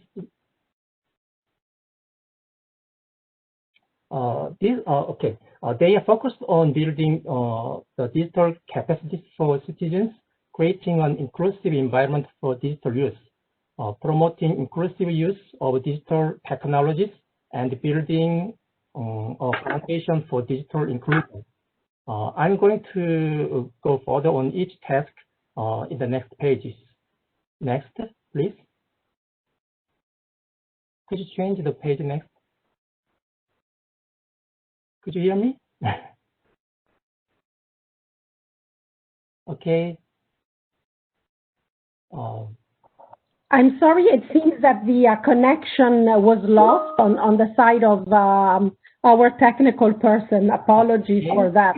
We are trying to restore the connection. Okay. So may I continue to talk? Please go ahead, sir. Okay. So, yes. Here we have details for each task. The first of the 4 tasks is to help all citizens build comprehensive digital capacities. With the rapid digitalization, the digital gap is also getting wider. The gap prevented vulnerable people, especially those who are old or disabled, from getting as much digital opportunity as other groups. And they became more likely to be excluded or left out. With the growing concerns, we consider these tasks of digital capacity building of all citizens as top priority among the action items of the digital inclusion plan. We select public facilities like communication centers, libraries, and science museums where people have easy access to digital competence centers. As of today, we have operating 100 competence centers around the country. We also deploy lecturers and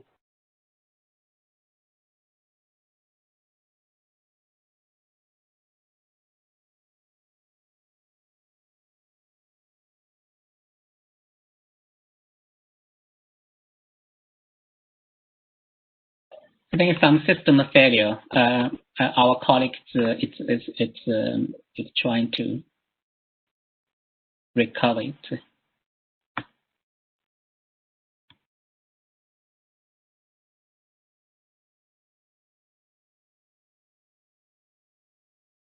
Communication. So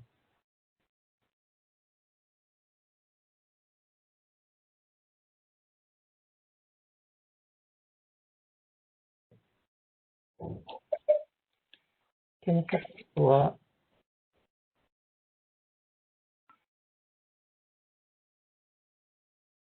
Then I think we should invite our speaker to continue without waiting for yes. Yes, please. Sir, would you like to continue the presentation?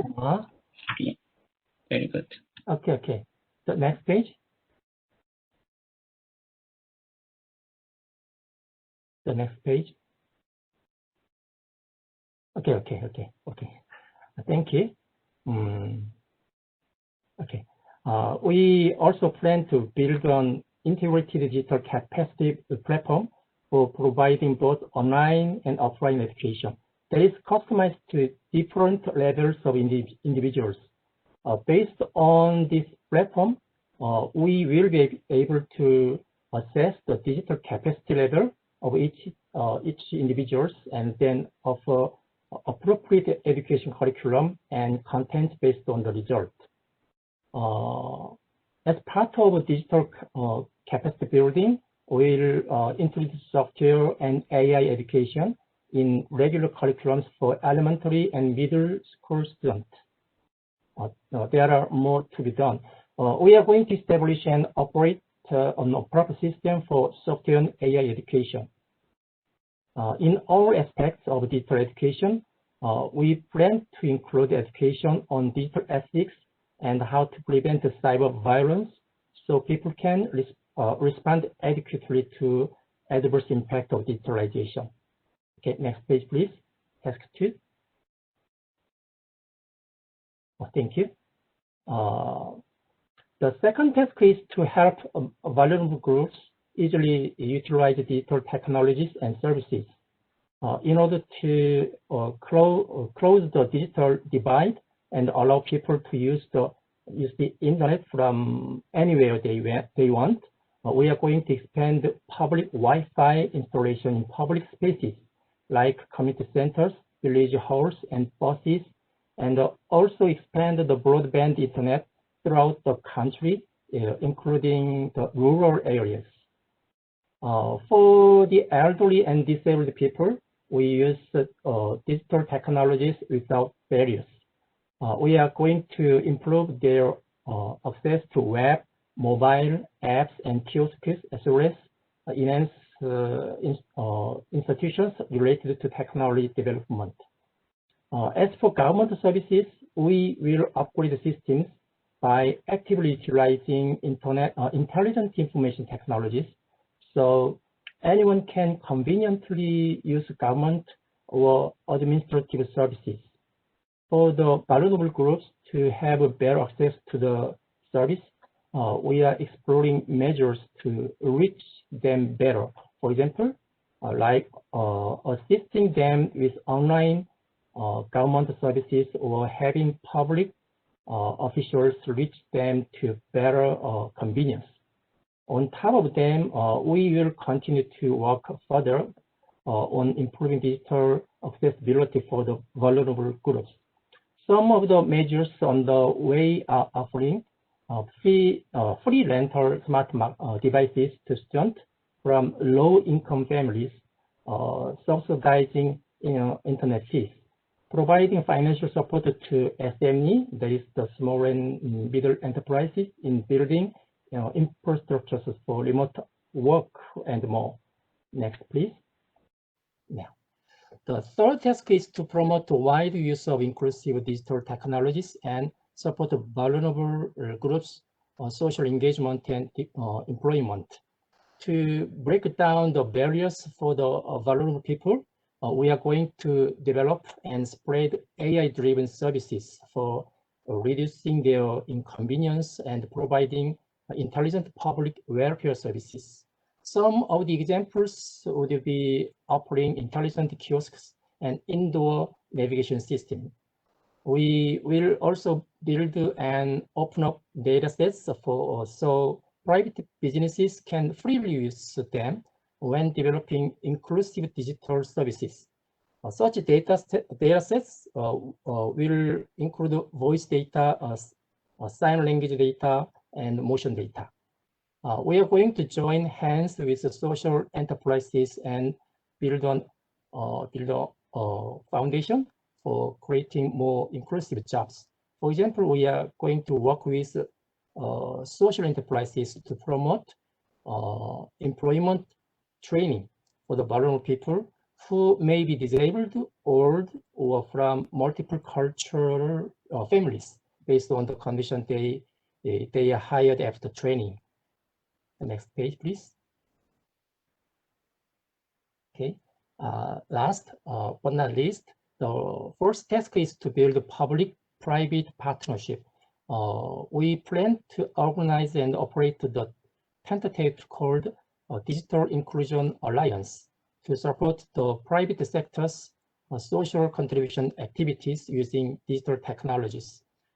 We also plan to create a sustainable digital inclusive ecosystem that works based on the public-private cooperation.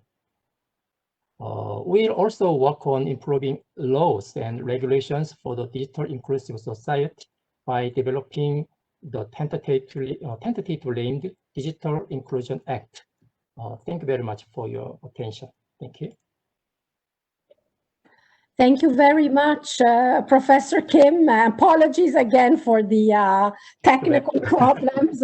We apologize for that, but really, thank you so much. This was such a rich and comprehensive presentation that I think, 9 minutes is not enough to capture the depth of the initiatives that Korea has been undertaking in the field of digital inclusion and how to ensure that all citizens can engage in the digital economy and society, and the various initiatives also in terms of building capacities in the areas of software, artificial intelligence, in elementary, secondary, tertiary education. These were some points that are really very, I think, interesting, including the digital training on digital ethics, and how to provide also free rental smart devices for students from low-income families, as well as this alliance, the Digital Inclusion Alliance. And again, we hear how important public-private partnerships are.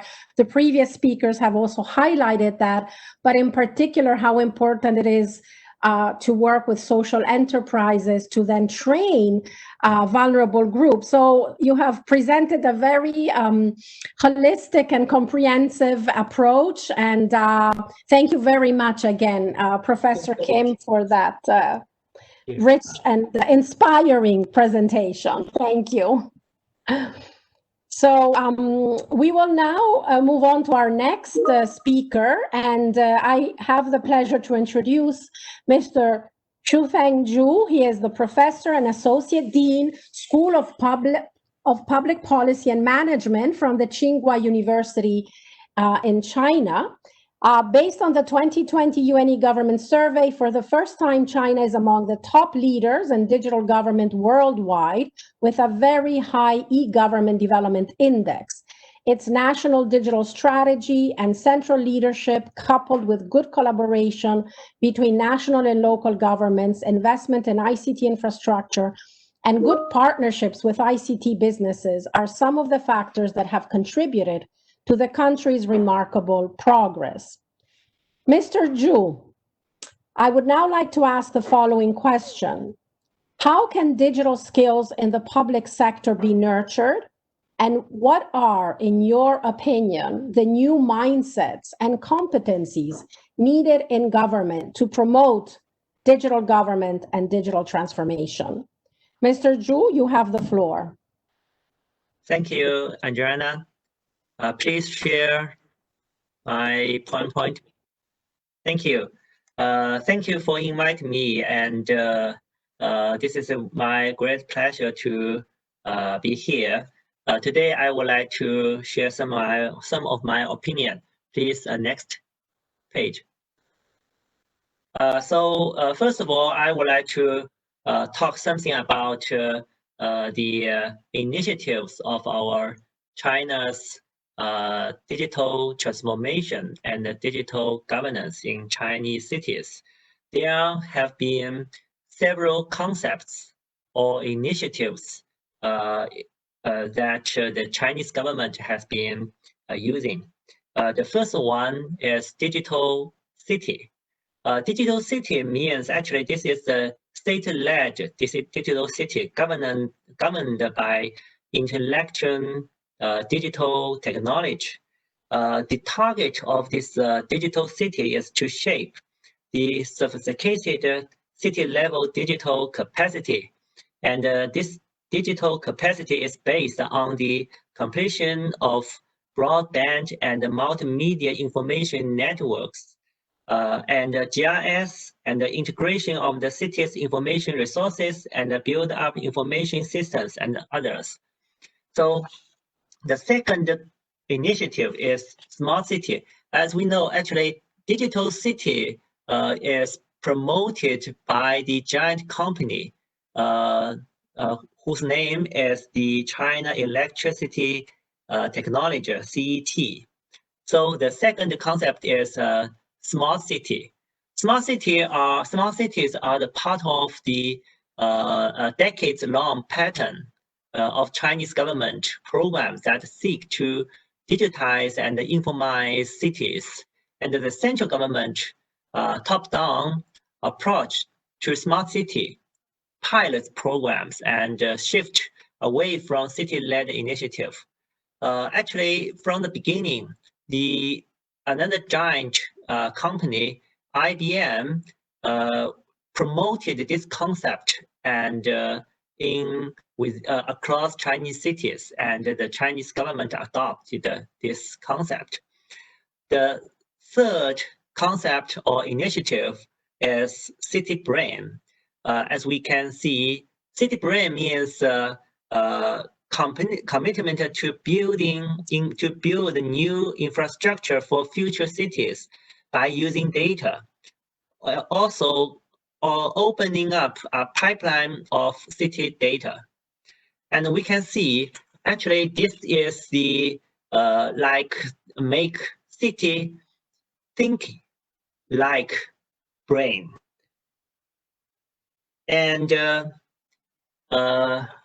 so, as we can see, this city brain was promoted by other companies such as Alibaba and 260 company. So as we can see, digital transformation was never been without digital companies and their promotion and their initiative and engagement with Chinese governments.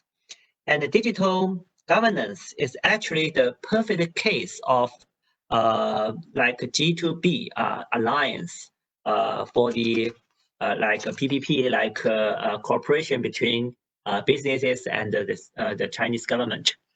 And another one, another issue I would like to share is what did the Chinese government do during the period of COVID-19? They used digital technology to enhance the city's immune system. They used different kind of digital technologies. The first one is epidemic reporting.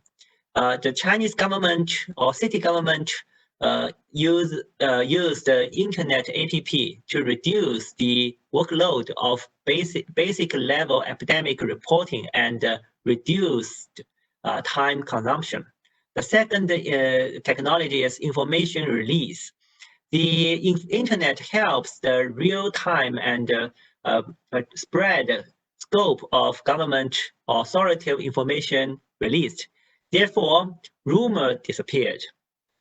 The third technology is accurate anti-epidemic technology, such as online diagnostics, that can quickly respond to public consultation needs and reduce the risk of cross-infection and save medical resources.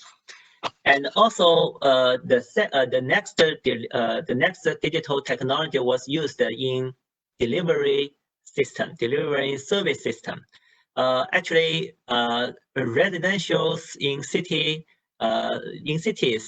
they use online and offline delivery system, alleviate the blind spot of urban life services.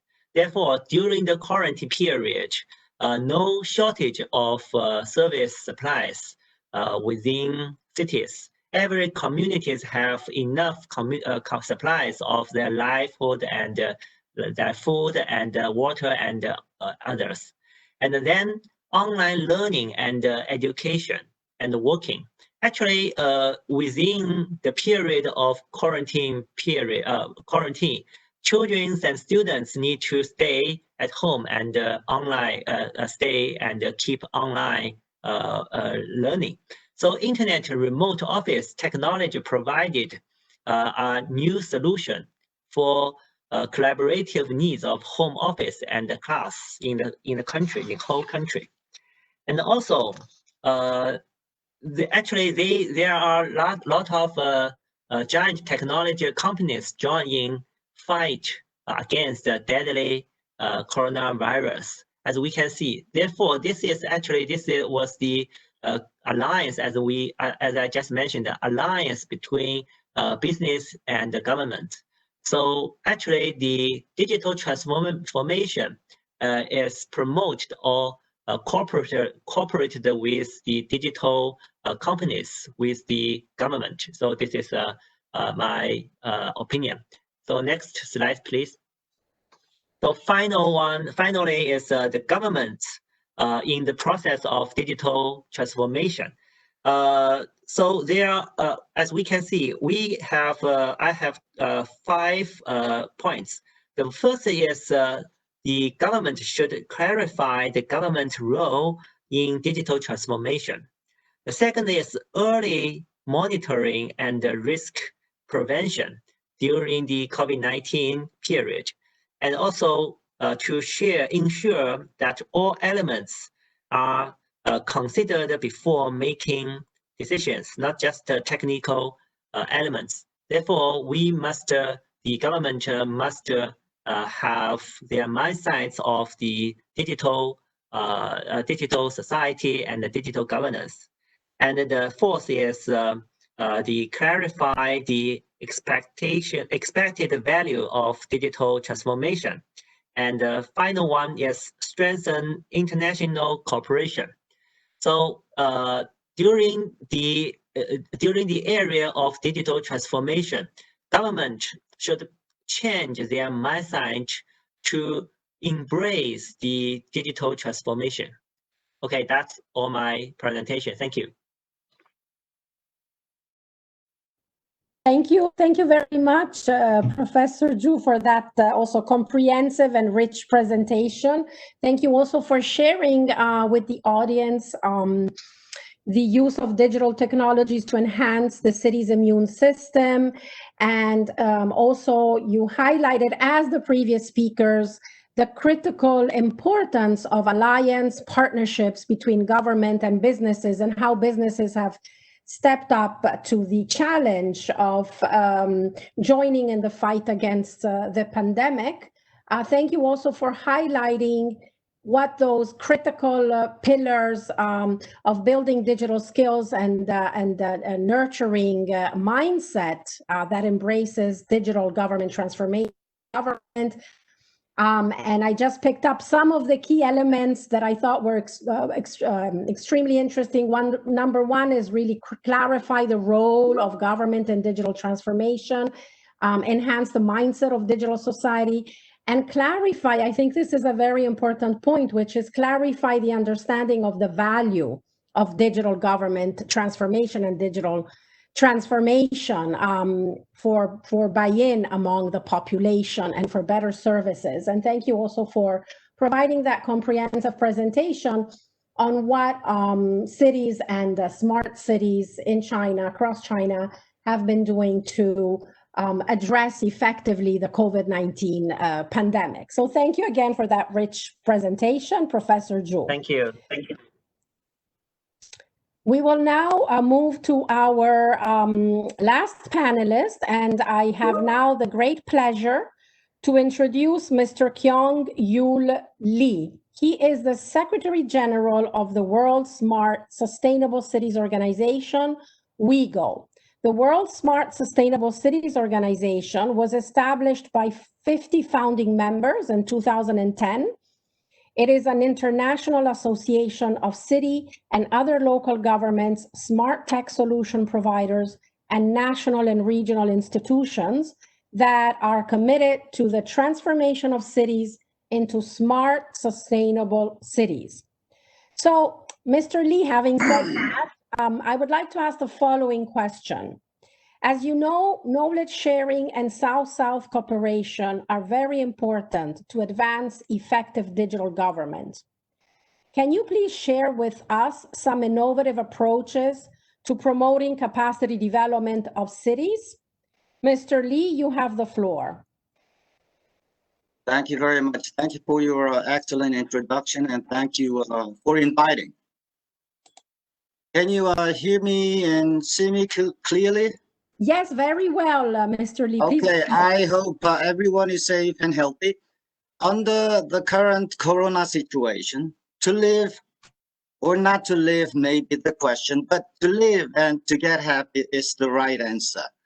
We have to fight and win to get happy.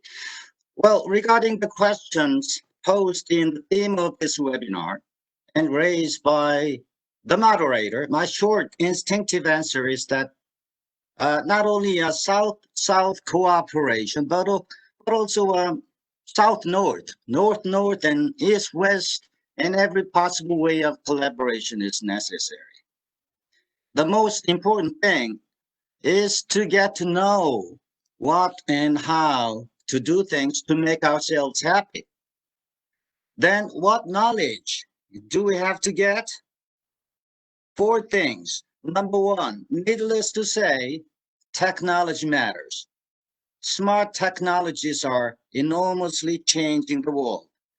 According to a recent study, the current smart city applications alone can deliver significant results.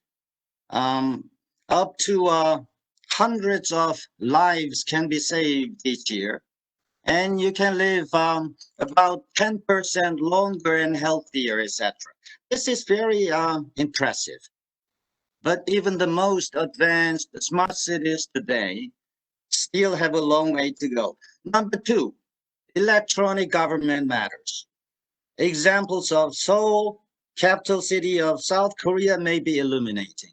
Based on near perfect electronic government system, Seoul is operating top quality smart city platforms, including corona prevention and management. And Seoul's civic participation system is a wonder too. It receives 16,000 proposals and complaints every day to continuously upgrade the smart city. Number 3, as other previous speakers already mentioned, PPP matters, public-private partnership. Government provides business environment, and private sector puts in expertise and investment. Private sector builds digital platforms, and it makes money when the platforms are successful. If the civic participation is active, PPP becomes PPPP, public-private people participation. All is the case, as I mentioned. The citizens are not simple participants, but active data collectors and problem solvers. And fourth, lastly, mindset change is crucial. City officials should change their mind. They are not the owner of the city. City administrators should be open-minded and kept abreast of the times. As it was technology that changed the Stone Age, it is technology that ushers in the smart age. So cities should awaken to it and invest in it for the future. And citizens should change their mind too. They shouldn't be passive bystanders. They are real owners of the city, and they are asked to actively create the ideal smart cities. The sense of ownership is critical, and civic participation makes a big difference. Cities make citizens happier, and citizens make cities smarter. Now, allow me to briefly introduce my organization. WeGo, as the moderator already introduced briefly, WeGo is a smart city platform where we share knowledges and experience and best practices. We provide online, offline training programs for officials from developing cities. We also provide feasibility studies for selected cities.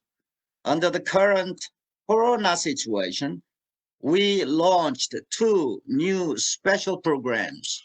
One is called the Smart Health Responder, where you can find numerous best practices and webinars about COVID-19. Another initiative is what we call a Smart City Driver. It gives our member cities a sense of direction and thereby helps them to design and customize their smart cities. WeGo is also partnering with regional networks as well. For example, we are working together with ASCN, ASEAN Smart City Network, which is one of the prime cases of South cooperation for smart city improvement, where 26 South Asian member cities learn from each other and try to attract foreign investment to build and improve their smart cities. Now, WeGo is trying to copy ASEAN in the Northeast Asian region, which is called Northeast Asia Smart City Network. It will encompass like-minded cities and local governments in the region, including Korea, Japan, China, Mongolia, Russia, and North Korea. I hope we can work together. Finally, I hope I answered your questions, and I wish you 10,000 happiness. Please stay safe and healthy. Thank you for your attention. Thank you so much, Professor Lee, and I also wish you 10 times happiness. 10,000. Thank you for 10,000. 10,000. But thank you for that inspiring presentation. And yes, number one, we should focus not only on South-South cooperation, but really cooperation. Every possible type of collaboration and solidarity is critical to overcome the pandemic and the crisis. Thank you also for highlighting, those enabling factors for cities to become fully empowered and smart cities. So that technology matters, and smart cities applications are saving hundreds of lives and extending the lifespan by 10% of people. That's extremely impressive. Also, number two, that the government matters, and three, the critical role of people's participation, and then the critical issue of mindset change, and you rightly focused on mindset change at the government level, how government officials need to be open-minded and embrace that the critical role also of keeping abreast with the technological advancements and changes and what they can do for people, but also your focus on citizens who are the real owners of cities, and they also need to change their mindsets and finally, thank you for sharing the wonderful initiatives of WeGo in connecting cities to learn from one another and to really promote sustainable development for all. So thank you again for those inspiring words and presentation. We now conclude the panelists' presentations, and we have a few minutes for the interactive discussion. And as you know, we have received many questions from participants through the pre-registration process. Unfortunately, we are not able to address all of those questions today, but I would like to ask a couple of questions. So the first one would be for Ms. Diana Alarcón. How can the political leadership be mobilized to support the digital transformation? And this question comes from the Office of the President of the Presidency of Botswana. So Diana, could you give your insights on this question? Thank you, Adriana. This is a difficult question, really. Digital transformation does require strong political leadership and a strong commitment over a period of time. Mobilizing that strong political leadership is most important. Perhaps by providing evidence of advantages of this digital transformation, international experiences about the benefits of going this way. I mean, those are things that could spark the interest and the commitment from the political leadership. There is a need, I mean, in order to expand digital services, there is a need for transparency, a commitment to transparency, to set a zero tolerance for corruption, to open up information and so on. So strong political leadership is most important. And yeah, it's a tricky question. I mean, the world is going that way. And there is going to be a push from society, from the private sector and so on to do the transformation. Accelerating it, I guess, you know, with strong evidence and international experiences will play an important role. Thank you, Diana, for your insightful remarks. And we hope that this webinar can also be an opportunity to share those international experiences from all of you who have been spearheading initiatives in digital government transformation. Thank you, Diana.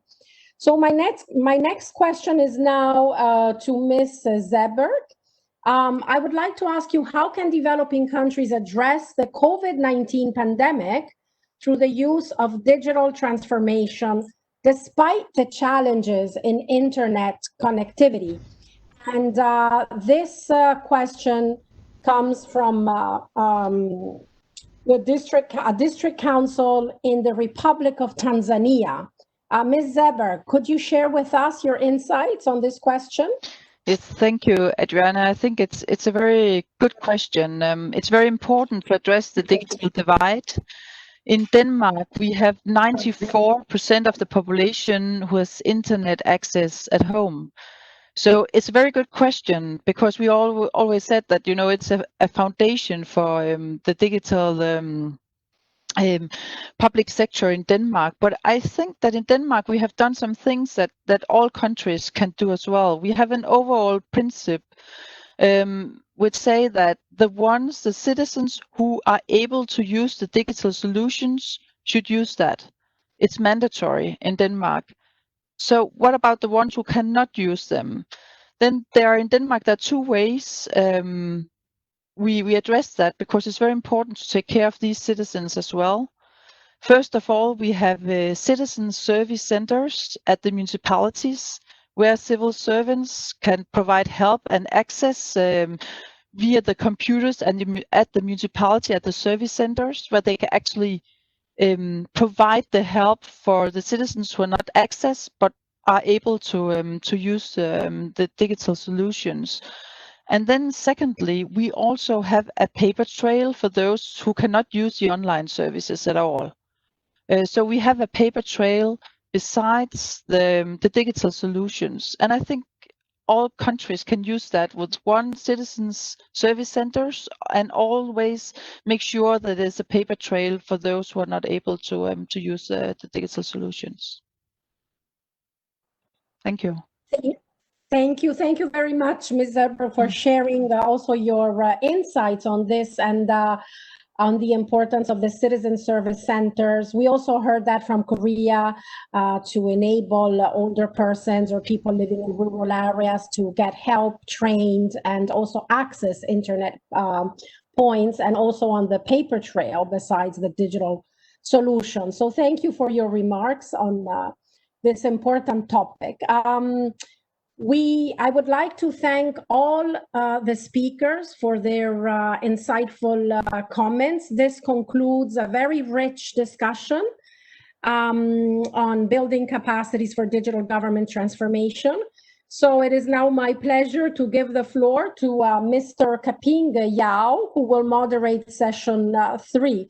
Mr. Yao is a senior governance and public administration expert in the Division for Public Institutions and Digital Government of UNDESA. Kaping, you have the floor. Thank you, Adriana. Yeah. So I know you must be a little bit tired after 2 hours meeting.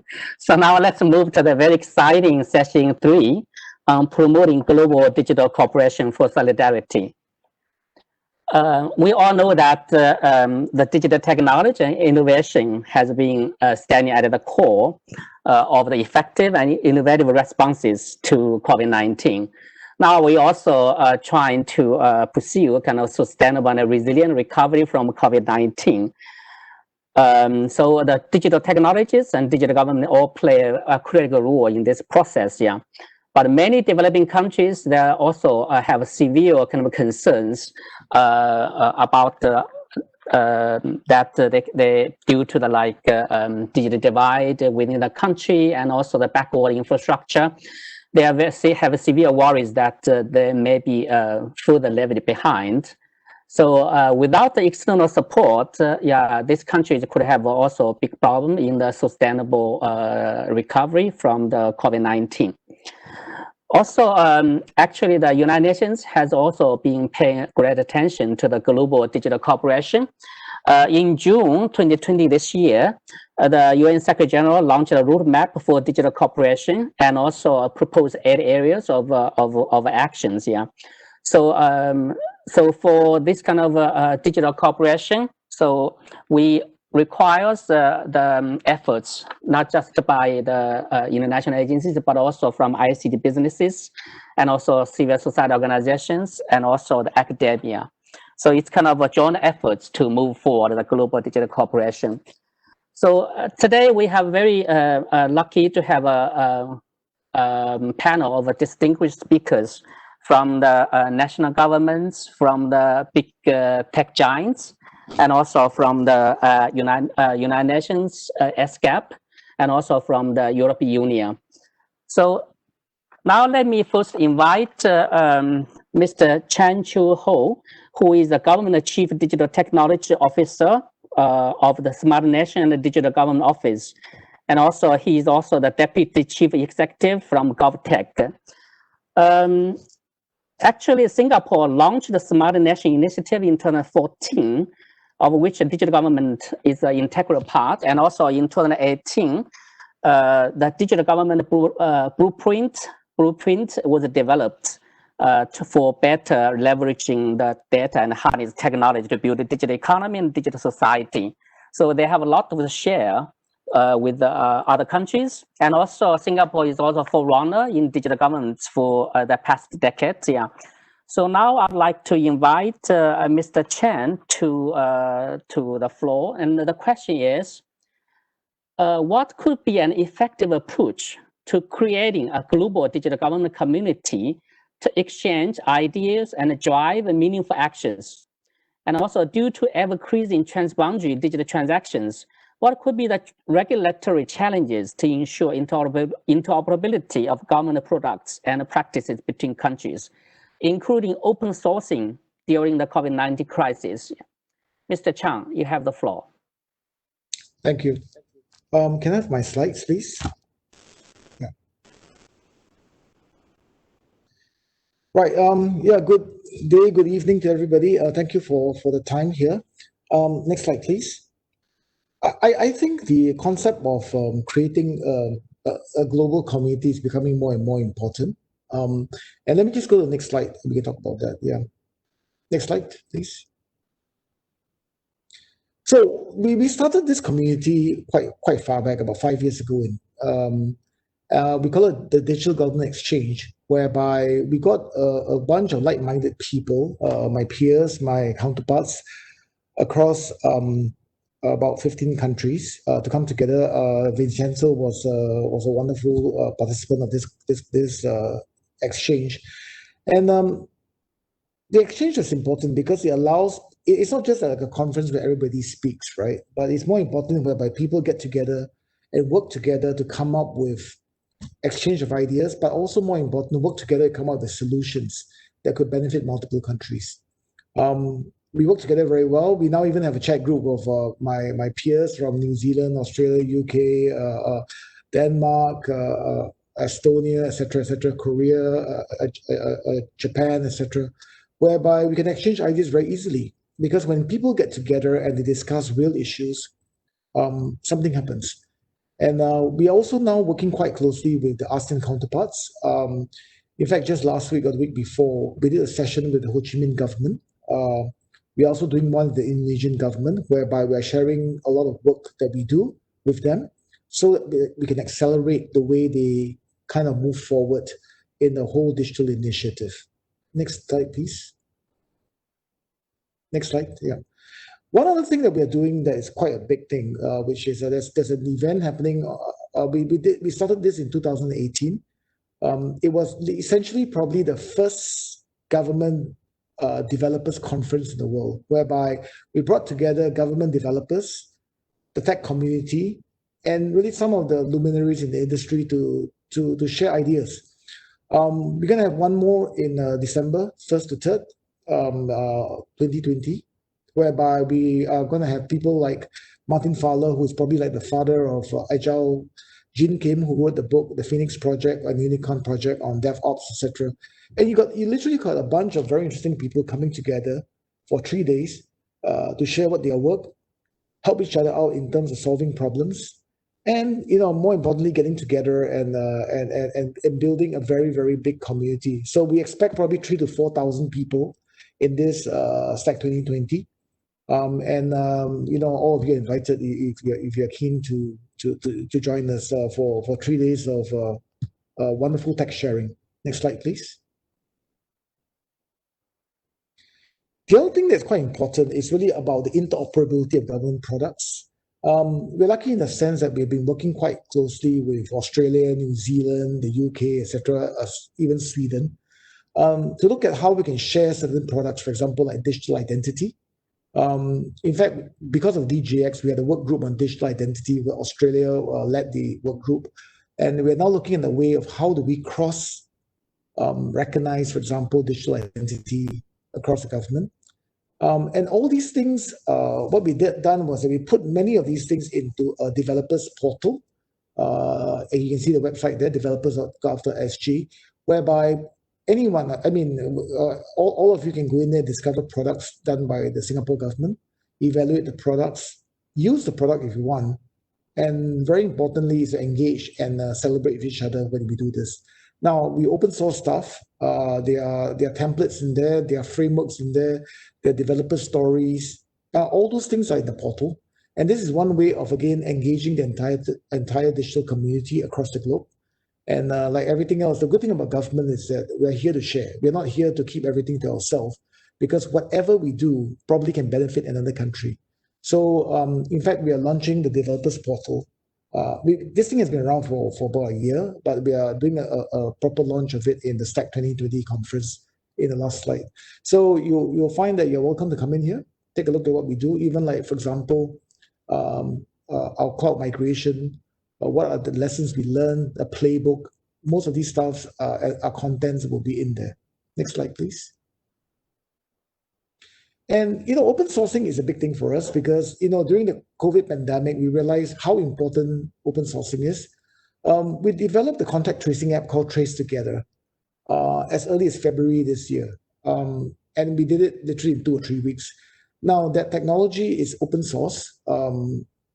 Australia worked with us, New Zealand came to us, UK we engaged quite a fair bit too. And we find that it was a very useful thing because instead of everybody reinventing the wheel, open sourcing allows us to connect very quickly. We also have a token that we just designed to distribute to older people as well as the less privileged people who don't have a phone. Now, the design, the white paper, and the token is also open source. Again, we work with New Zealand quite a fair bit to understand what they're doing too, and we share quite often. In fact, I think we probably have another call next week with UK and New Zealand to look at how we can help them with physical tokens for contact tracing. The other thing that we did, we open source, was we licensed out the software for Spot On, which is a deep learning algorithm that we put on cameras, both infrared and normal cameras, to be able to do temperature taking en masse. And again, that became very, very effective. We could now produce a camera for $500 US, when people are spending tens of thousands doing a temperature taking camera. It can take groups of like 10 to 15 people. And again, that software has been licensed. The reason why we licensed is because we wanted to dictate the condition of use, but it's free. And about 3 manufacturers are now manufacturing it and distributing to the community. So I think I'd just like to conclude very quickly by saying that, sharing is a very big thing for the government. I really wish more government would share all these things, openly so that all of us can benefit from. And we are more than happy to, again, as I said, avail all these things in a platform whereby all of you can really benefit from. And like everything else, this seminar itself is very important. It allows us to connect to all you guys, and hopefully we can meet in person soon. Thank you. Thank you, Mr. Chen. Thank you so much. Yeah. So actually, as you said, DGX is a very important platform for sharing experience, innovative practices. I also read your last report. It's very helpful. So I think maybe more countries will be expressed their interest to join the network. Yeah. And also the Stacker, the event is also very important, a good collaboration platform for the governments, industry, and the tech community. And also, you also mentioned a very important issue about interoperability. This has been mentioned for many, many years, but how to, from conceptual to the application, it's also kind of a long way for many countries to go, yeah. And also the open source technologies, I think that will be very, very important for developing countries. As you said, the other countries, they don't need to have invent new wheels, but they can also take advantage of what already being available. It will also very kind of a cost effective, efficiency gains, and also for. Okay, thank you, Mr. Chan. Yeah, thank you. So now I would like to invite Mr. Anil Chowdhury from the A2I program of Bangladesh. Actually, the A2I program is the flagship program of the Digital Bangladesh Agenda. It aims to catalyze the citizen-friendly public service innovations. Yeah. And also from the application of this kind of platform, it also have saved a lot of money and also help streamline the efficiency of the government as well. And also till date, the digital public services have saved Bangladesh citizens over $8 billion. Yeah. So I think the developing countries should also change the mindset. Yeah. So at one hand, of course, to invest in infrastructure would take some money. And also, meanwhile, the digital government services, which should be kind of citizen-centric, should also save lots of money from government as well. Yeah. And also, one of the aim of the A2I program is also to promote the South-South cooperation. Yeah. So now I'd like to invite Mr. Anil to talk about, to address the question as the following: how the good experience and lessons of A2I program could be shared with other developing countries. Yeah. Mr. Anil, you have the floor. Thank you, Mr. Yao. Can you hear me properly? Correctly. Yeah, clear. Thank you so much. Now, my previous speaker, Mr. Chan, many of the things that he talked about actually also resonate well with the way we've been doing things in Bangladesh. The A2I has been a program that's been running at the Prime Minister's Office, Cabinet Office, and ICT Ministry for the last 13 years. So it's a collaboration within the government and also with a lot of private sector organizations. Next slide, please.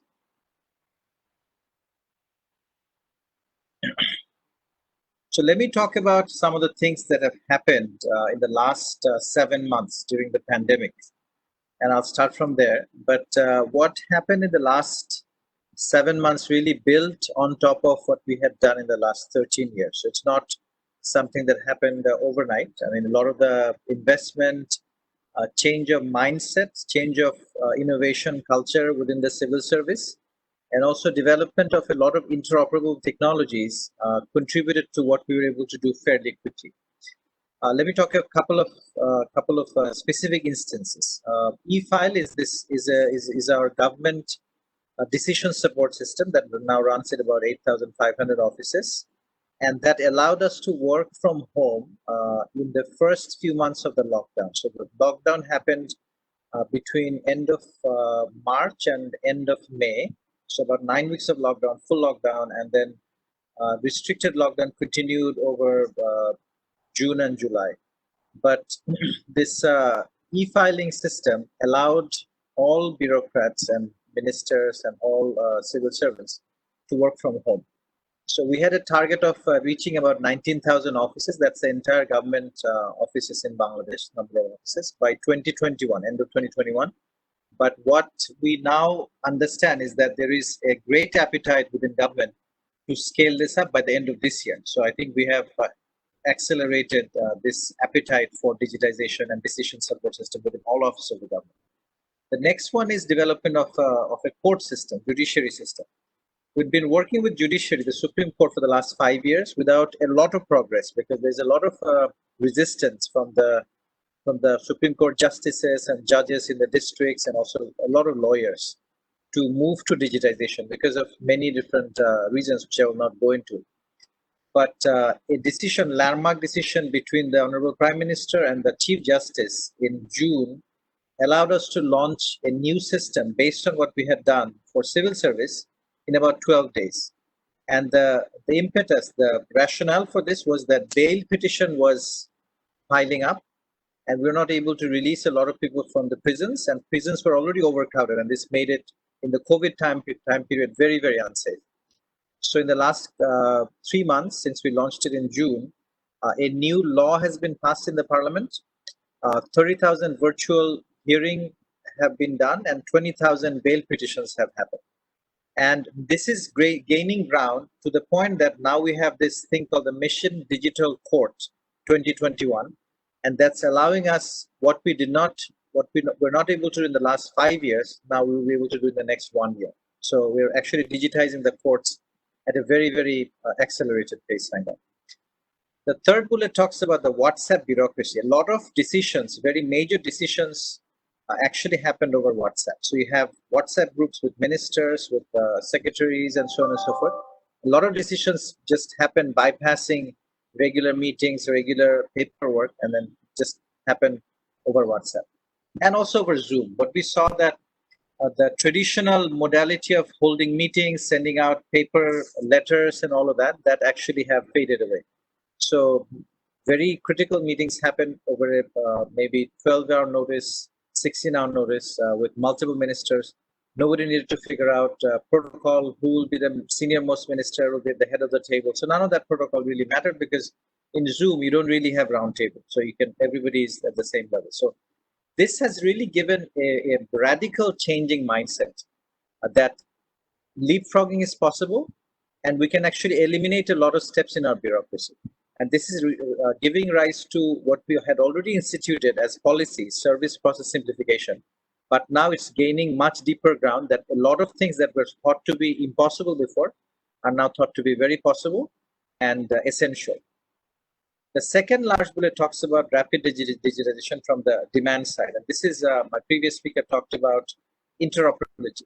So because of interoperability that we had been able to set, interoperability standards in the last 5 or 6 years, we're now able to put together new solutions very, very quickly because they're all interoperable, they plug and play, and they actually come together. The recent example is something that the Prime Minister launched in January before COVID called MyGov. And this is an interoperable system where you can actually very rapidly digitize hundreds of services. So in the last 2 months, using this system, we were able to digitize about 400 new services across 4 different ministries. And because of the way this system is built on top of many other building blocks, non-technical civil servants can actually do plug and play and build new digital services. So this was a breakthrough on top of already what we had built. We set 5 principles for digital transformation. We said that the citizens will give data once, so their personal information once, and they will get service always, regardless of which ministry, which department. We have not gotten to that point yet, but this is the aspiration that we have, that citizen does not have to provide data multiple times to multiple ministries, even to the same ministry multiple times, but they'll always get the service that they deserve and need. Many of the services they will get without asking, because the system will already know that it's time for the service to be provided. For instance, when a child is born, that is the mandate of the health ministry, but the birth registration certificate is the mandate of the local government ministry. And they don't talk to each other. But with this interoperable system, the health department will actually send a notice to the local government ministry, and we have already done the pilot in 1 location of the country, which is now being scaled up. So many services will happen in the lives of citizens without them actually asking for it. High quality, low cost. So we're trying to improve the quality of services by lowering the cost of those services. Anytime, anywhere, this does not require an explanation. Number 5 does require an explanation. This is the case of repurposing. So all the different building blocks that we have, we've been able to repurpose during COVID because we did not really have any other option. We needed to launch new applications, new solutions within days and weeks. And we were able to repurpose many of our existing components. Next slide, please. I'll talk about a couple of those examples. One is our social safety net delivery. So in the last 3 years, we've been able to reach from 0 beneficiaries to about 1.5 million. It took about 3 years to developing the architecture. During COVID, this had a 500% jump. So this was possible because our central bank came up with a regulation by working with us called eKYC. So this is the electronic know your customer regulation that was launched during COVID. And we were able to do bulk account opening. So we were able to open millions of accounts using the eKYC that is tied to our national ID. That was not possible before. So this new accelerated enrollment was possible because of this very timely regulation that was possible.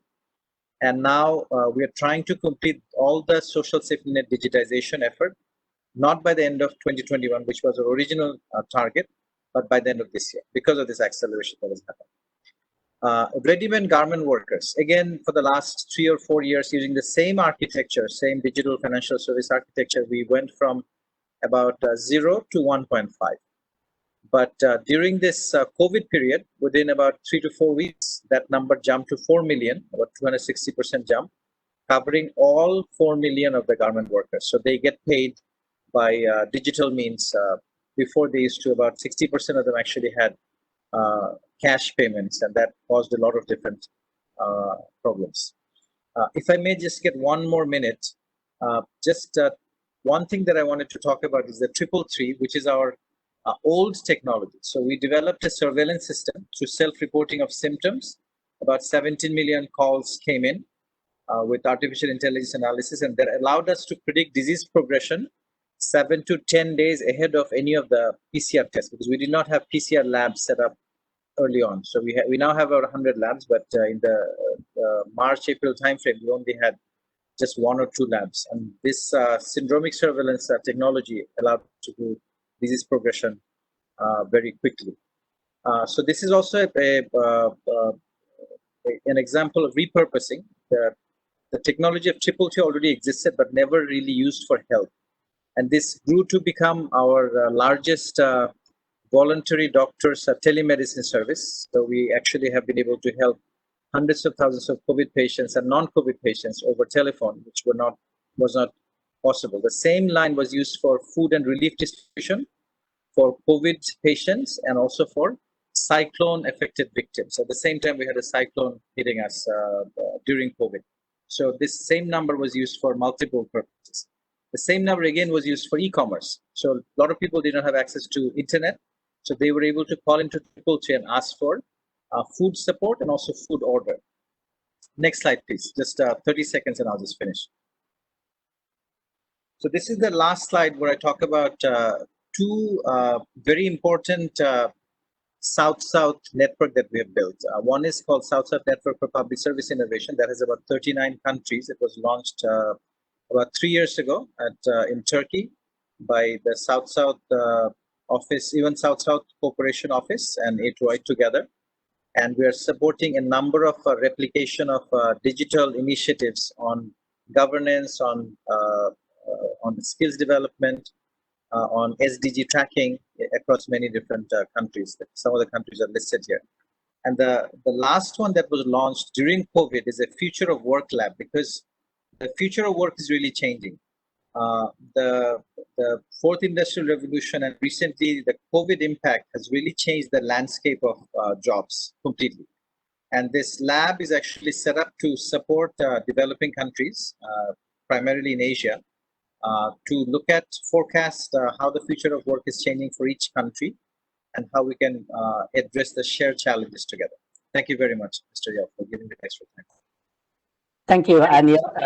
Thank you for your best efforts to keep the time. I know there's lots of message, lots of information. So actually, there are some key terms I captured from your presentation. One is about that you have done a lot more within 7 months than you have done in the last 13 years. Secondly, it's about the change of a mindset of government officials. The third key term that I captured is that leapfrog is possible. Yeah.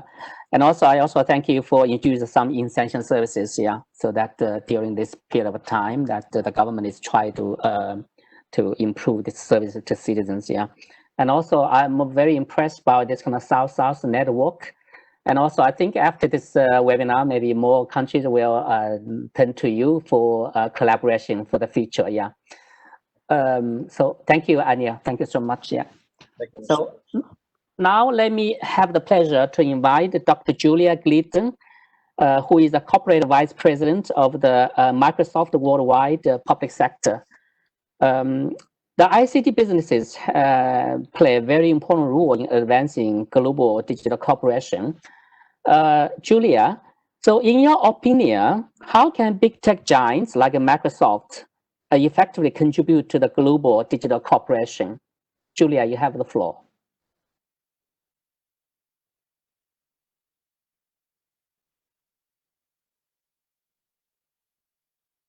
Julia, can you hear me? Oh, great. Thank you. Sorry, we cannot hear you. Can you unmute? Unmute, please. You're still muted. Hi there. Great. Yes, yeah, thank you. Apologies. I just want to say thank you. Good morning, good afternoon, good evening to colleagues and friends. It's such a genuine pleasure for me to be here with you all today to participate in this timely and important discussion on global digital cooperation. We're at a critical inflection point today for technology, governance, and collaboration.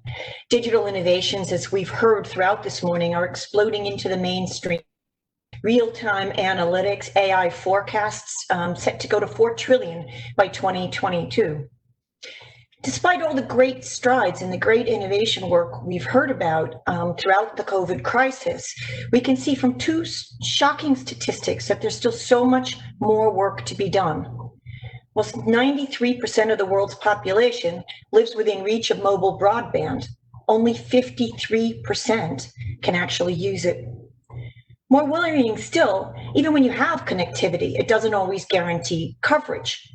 Over 1 billion individuals worldwide lack the ID to access basic services, which underscores the importance of the work my colleague at GovTech is doing and sharing in this important area. And I was really happy to see the emphasis throughout this panel on collaboration and sharing and open source. It's just going to be so critical in this era of digital collaboration. Equally worrying, someone like me, a woman in GovTech, in 2 out of every 3 countries, more men than women use the internet. COVID has clearly amplified these challenges in access and inclusion. As we've heard today, the crisis has shown technology at its best. As governments have shifted to remote working virtually overnight. More transformation in Bangladesh in the last 7 months than in 30 years. And our CEO, Satya Nadella, said he saw more digital transformation in 2 months than in 2 years, as digital services became lifelines, empowering first responders. And as we heard from Mr. Chowdhury, keeping the courts functioning, keeping innocent people out of jail, maintaining law and order. This was an initiative I was proud to have worked on during the first lockdown, worldwide lockdown in Italy. And it's an initiative that I was very pleased to see the Bangladesh-Filipino cooperation, because the Philippines was one of the countries that very quickly leapfrogged and built upon the work that was being done in this area. And then last but not least, enabling students to keep learning. Throughout COVID, digital services became lifelines. At the same time, the crisis also highlighted the need for greater connectivity, because for all of the achievements during COVID, we still saw 3.5 billion people without access to digital services and more than 1 billion children unable to continue their education. These statistics are unacceptable, and I believe it's no exaggeration to say that the UN's ambition of leaving no one behind has never been more important, that the UN's 8 digital cooperation actions provide a strong pathway to achieving this aim. In the time I have today, I'd like to address the 3 action areas where I believe a trusted technology partner like Microsoft can help the public sector most. If we could go to the next slide, please. The first, of course, is Action 1, achieving global connectivity. As my esteemed panelists and colleagues have all stressed, collaboration is essential in the new post-COVID world we're all living in. In this world, we all need to join forces to ensure that every person has safe and affordable access to the internet, including the meaningful use of digitally enabled services. Governments can play their role by setting the agenda for digital transformation, as earlier panelists have shared, and by offering the regulatory and financial incentives that are needed to encourage investment in the creation of modern network infrastructures. At the same time, beyond driving innovation and creating new software and devices, tech companies can further contribute by advancing the SDGs by contributing to global initiatives, such as Microsoft's Windows PC Affordability Initiative in Africa, which helps to close the digital divide by guaranteeing security and protection for devices and data. This guarantee is critical to the success of small businesses, which, as we know, is the lifeblood of so many societies. I also can see this need for cooperation and the value of cooperation in X for Impact, which was launched at the 2020 UN General Assembly to support innovation and collaboration in a post-COVID world between not-for-profits and the social sector. And of course, we see it in the UN COVID-19 Private Sector Global Facility, which aims to leverage the combined power of data, digital tools, and digital skills for a faster recovery. Yet access alone is not enough. Big tech must also do its part by supporting education and skilling. We're proud at Microsoft to be partnering with the UN to provide a future-ready skills program for young people in refugee camps. Equally, we're proud to increase this impact even further by committing this past spring to help 25 million people around the world acquire the digital skills they need to survive and thrive in a post-COVID-19 economy. The second action is safeguarding artificial intelligence. AI can augment human expertise by drawing deep, actionable insights from vast quantities of data at a previously unprecedented rate. When we think about the fact that more data has been created in the last 2 years than in the history of humankind, we can only imagine just how powerful this technology is. And for this reason, we can understand why organizations around the world have come to embrace AI as a transformative technology. Yet, as our president, Brad Smith, has argued in his prescient book, Tools and Weapons, AI can also be a double-edged sword. Whilst it can do a great deal of good, it can also be used in ways that lead to discrimination, bias, and yes, as anyone who's old enough to remember the film Minority Report knows, science fiction type levels of mass surveillance scenarios that just a few short years ago were unimaginable, were literally the stuff of Hollywood films. Brad believes that when a company like Microsoft's technology changes the world, all of us at Microsoft have a direct responsibility to ethically address these changes and to ensure that AI is not used for coercive or harmful tactics. With this in mind, tech firms have joined forces in a series of multi-stakeholder alliances, such as the Global Internet Forum to Counter Terrorism, which is a powerful partnership with the UN to prevent terrorists and violent extremists from exploiting digital platforms. Or the Partnership for AI, which is a collaborative research group that aims to engage experts on AI themes that will benefit the whole of society. Or of course, the Paris Call for trust and security in cyberspace, an area which, as I discussed earlier, is more important than ever in today's post-COVID digitally connected and digitally dependent world. But important as these efforts are, they aren't enough. To ensure that AI is used for good, academia, industry, and the public sector need to go even further by partnering together on the development of governing standards and policy. Tech companies need to heed Brad's call to take responsibility for the tools they are creating and selling. I'm very proud to share with you that I sit on a number of panels and a number of committees within Microsoft that are designed to do just this. The third action that I'd like to highlight builds upon these themes, of course, ensuring trust in cybersecurity. We just need to turn the news on any given day, and we can see that the threat is real and growing. In the first half of 2020 alone, we saw an increase of 35% in cyber attacks. With these numbers, I don't believe it's an exaggeration to say that perhaps the biggest and most successful test of digital government was the role it played in keeping critical infrastructure protected, safe, and running throughout COVID. Still, as we all know, and as I've shared, the threat is omnipresent and there is no room for complacency. Building trust and security in cyberspace requires a sustained global engagement and collaboration. It requires the creation of an ecosystem of like-minded partners willing to collectively support a rules-based international order in cyberspace that holds malign partners accountable. Tech giants can help, not just by creating software, devices, and services that promote digital safety and transparency, but by establishing and sharing positive examples and experiences. Investing heavily, as Microsoft does, in deep, value-based cultures and ethical digital practices. Capturing and sharing lessons learned from cyber attacks across millions of software and devices around the world, and cooperating to forge a foundation for defining and adopting global cyber policies. I could have the next slide, please. I'd like to conclude with a call to action. In the face of unprecedented global challenges, but yes, also opportunities, I believe the need to catalyze collaborative partnerships and innovation at a global level has never been greater. The UN's Digital Cooperation Roadmap provides a clear and compelling pathway for doing so. Working together, academia, tech giants, SMEs in the third sectors, and public sectors can help to achieve a more open and collaborative model of digital. A model which addresses the challenges of access and inclusion, which COVID so dramatically showcased. A model which ultimately helps to ensure that digital is a force for social good rather than disruption and division. On behalf of Microsoft, I truly look forward to partnering with you all today to achieve this important goal.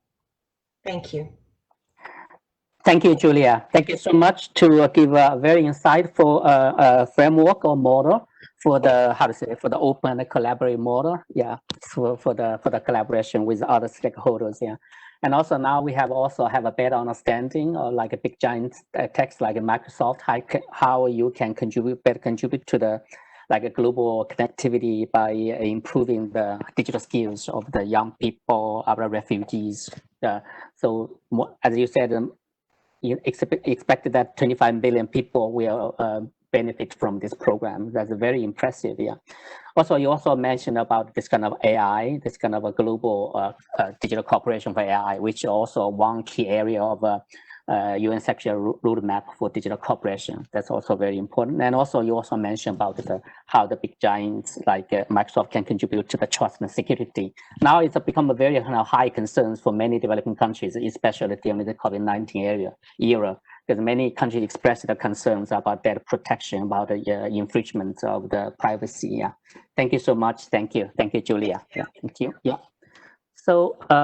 Now, let me have the pleasure to invite Mr. Emil Baldacci, the Director of Digital Services, Director General for Informatics, European Commission. The EU has been making great efforts to promote the digital integration within the EU area, and also they provide lots of technical support for other countries as well. So may I ask the question to Mr. Baldacci? The question is, what are the vision and the major initiatives of the EU in promoting global digital partnership? Mr. Baldacci, you have the floor. Thank you, Keping, and thanks so much for allowing me to present the point of view of the European Commission to this very important discussion. We strongly believe that as COVID is a global pandemic, the response should also be global, and that global partnerships and cooperations are very important. We demonstrated already that we can join arms and join forces between the public and private sector in the campaigns that we are jointly supporting to find a vaccine against COVID. I believe that a similar approach also works in the domain of digital cooperation. So if we move please to the next slide. I have summarized in the slides the three areas where we believe in the European Commission that there is room for collaboration with a view of supporting the economic recovery and build resilience, as the title of this conference reminds us, two very important priorities. And adding to this, the need to provide a sustainable development recovery that would not bring us to the old normal, but that would allow us to go to a new normal, which is more sustainable and more inclusive and more based on values. So what are these three areas where we believe we should all commonly invest? First of all, Chan already mentioned in its opening of this session, interoperability. That's very important. It's not a technicality as it might seem. We have a program, and I'm very proud of being the manager of this program that supports interoperability standards and solutions that we use in Europe, but that can be reused across the globe. Interoperability is very important because if applications and solutions do not talk to each other, they will not be able to answer the needs and demands of users, being them citizens or businesses. And let me just give you a very practical example of how this works in practice. When in Europe, countries started to develop the contact tracing and early warning apps to help fight COVID, we recognized that people were moving across the countries and that you would need to have solutions that would allow the national apps to interact with each other, so that if someone was moving from one country to another, you would be able to trace back the contacts that the person had when he was visiting as a tourist, for example, another destination. So we created what we call the Federated Gateway Service, which, by the way, is an open source solution that will basically orchestrate the data sharing across the backends the national backends of the national contact tracing apps. A very simple example of how interoperability is an essential way of making things work across borders. And as we know, we don't want to close our borders. We want our borders to be open and business to continue as much as possible in safety. The second dimension that it's important for global cooperation is the ability to access a series of solutions that are as much as possible open and as much as possible plug and play, that do not require to be adapted to a specific technology. And that's what we have been building over time with what we call the Common Solution Platform. It's a series of building blocks that are really fundamental elements in any digital government platform. And during the crisis, it was, as in other examples given today, very clear that having these building blocks available accelerate the delivery of digital solutions in an agile mode. So building blocks like digital identity, trust services for electronic signature, for example, or building blocks and services that allow secure exchange of information and data, but also automatic translation, archiving of documents, data solutions. These are all elements that are part of any type of specific applications. The more we develop open solutions that are possibly reusable across the board, the easier it will be for developers in public administrations and governments and in collaboration with the private sector to develop faster solutions that are fit for purpose, that are user-centric. And that's an area where I believe that we have already a lot of critical mass, as some of the interventions in this panel show, and we are willing and able to contribute to this common investment. The third area is the collaboration with the private sector. The previous speaker was making it very clear. What we have done in Europe is to try to stimulate as much as possible the matching of the demand and the supply. During the COVID crisis, we organized a very big event called EU versus COVID. It was a big hackathon with more than 2,000 solutions and 21,000 participants. We were able to cross and co-create digital solutions in different domains, and then the winners, the best solutions were allowed to use another platform that was a matchmaking platform where they would be funding potential investors and financing opportunities to develop the idea even further into a solution. If we can go to the next slides, I want to now just briefly talk about what will happen in the future in terms of the areas where the European Union will invest in terms of technology pillars. And this will become the building blocks of the future, the elements of the modernized digital government platform that we want to make available as much as possible and interoperable with other systems at global level.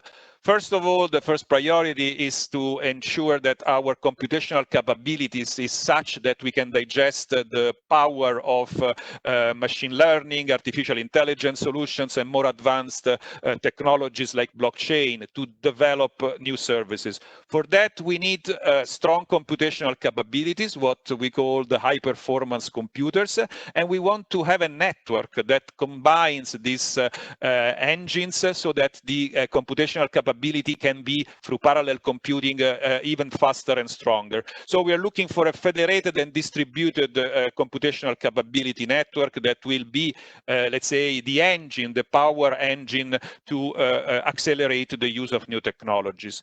The second priority is based on the use of artificial intelligence, and more importantly, making sure that we put to good use and to good value the millions and zillions of data that we collect, both at individual level, but also through machines and Internet of Things.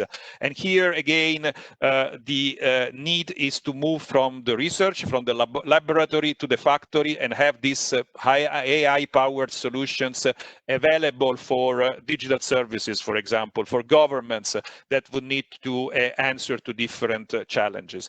But without people, machines will not be able to work, nor the computational capacity, neither the computational capacity nor the AI solutions can work without people with advanced skills and competences that can make the best use of it, both in governments and in the private sector. And that's why in the next 7 years, we will be investing heavily in advancing these competences in the broader population, going beyond digital literacy, which is important. And to conclude, let me move to the next slide, where I just have 3 examples and a link if you're interested to know a bit more.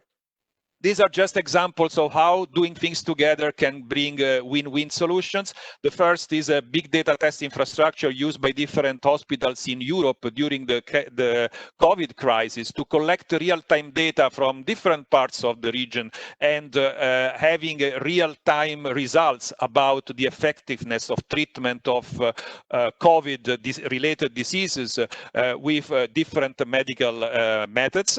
The second example is a digital innovation challenge that involved the private sector and startups in Europe, giving them the opportunity to reuse the building blocks for solutions that would be catering to needs by citizens and businesses. Again, an example of how public and private sector can usefully collaborate and help each other. And finally, what I have here at the end of the slides to conclude, the JoinUp platform, which I really invite you to visit because it's a container, a storage of reusable and open solutions, applications and standards, things that you can take and bring in your own context and try to apply. And we don't just have a category, a catalog of solutions, we also have stories with people behind that will explain how they have used these solutions to build the digital services. So thanks a lot again for having me on this panel, and very happy to collaborate further in these global cooperation efforts.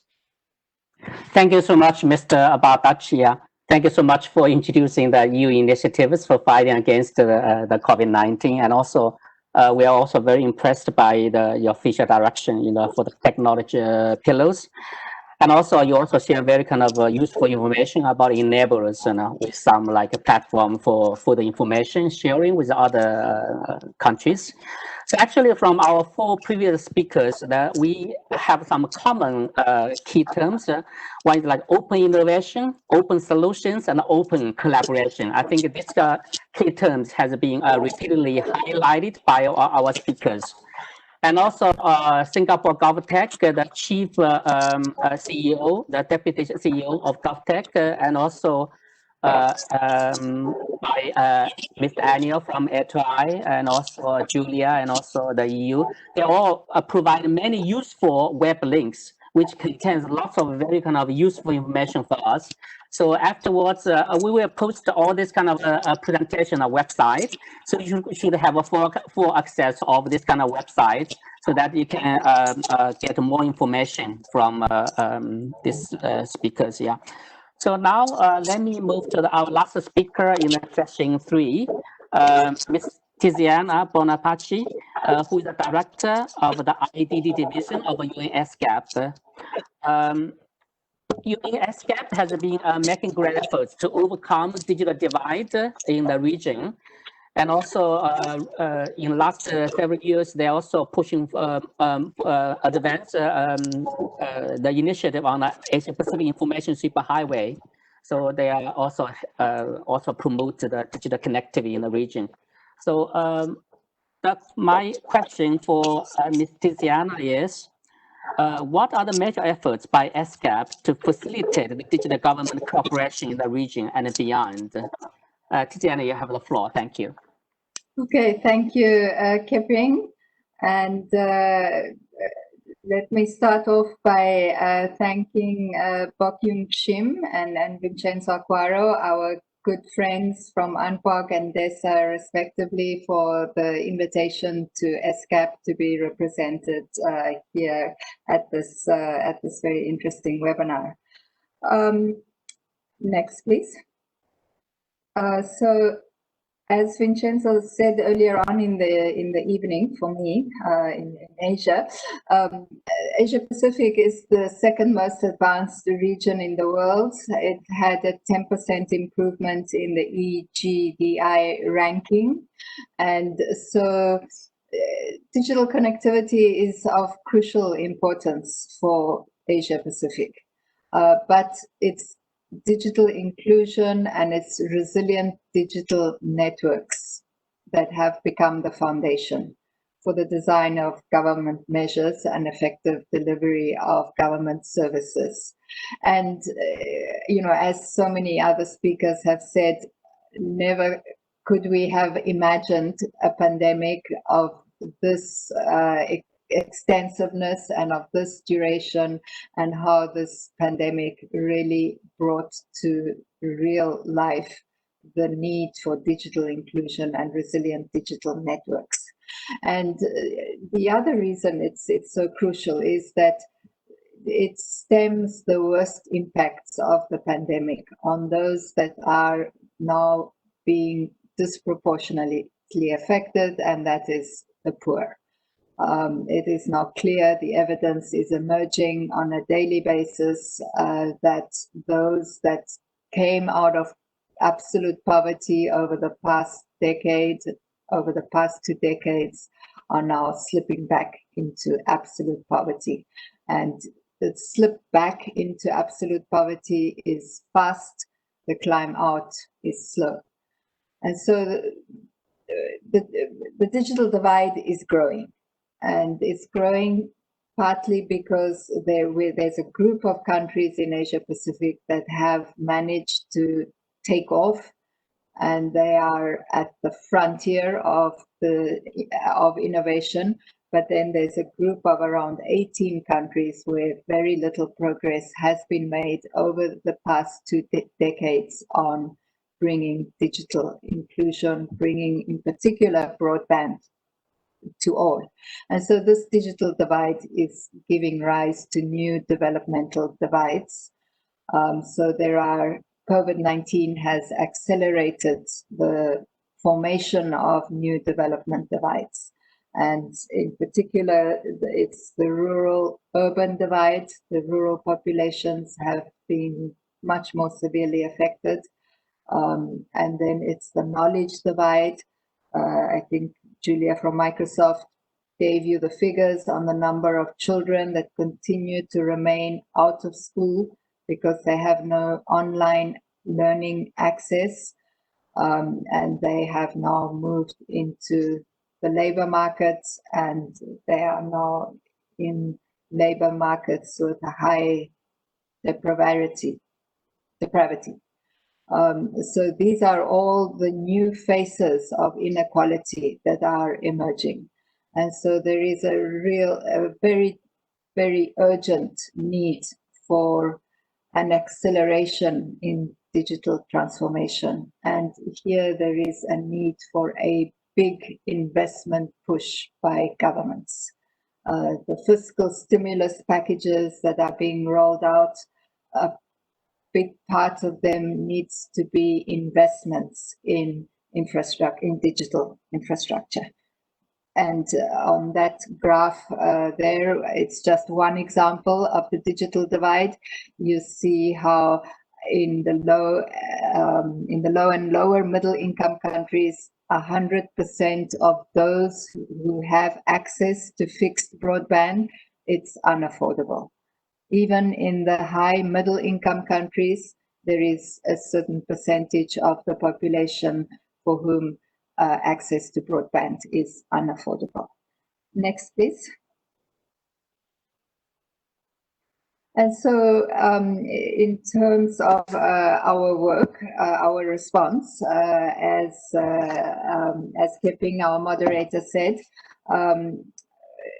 we have for a number of years now been implementing the Asia Pacific Information Superhighway Initiative.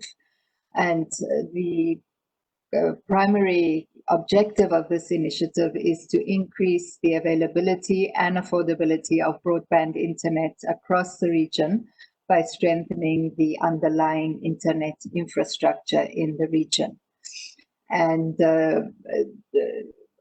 so this is the key pillar of the initiative. But the initiative, besides the supply side, it also looks at the demand side, and in this regard, there is a pillar on e-resilience, which has become very relevant during COVID. There is a pillar on improved internet traffic management, and then there's a pillar on broadband for all.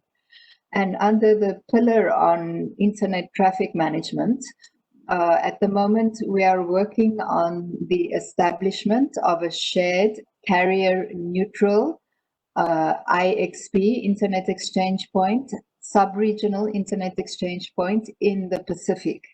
And the map there at the top of the screen, you will see Australia and then the Pacific Islands.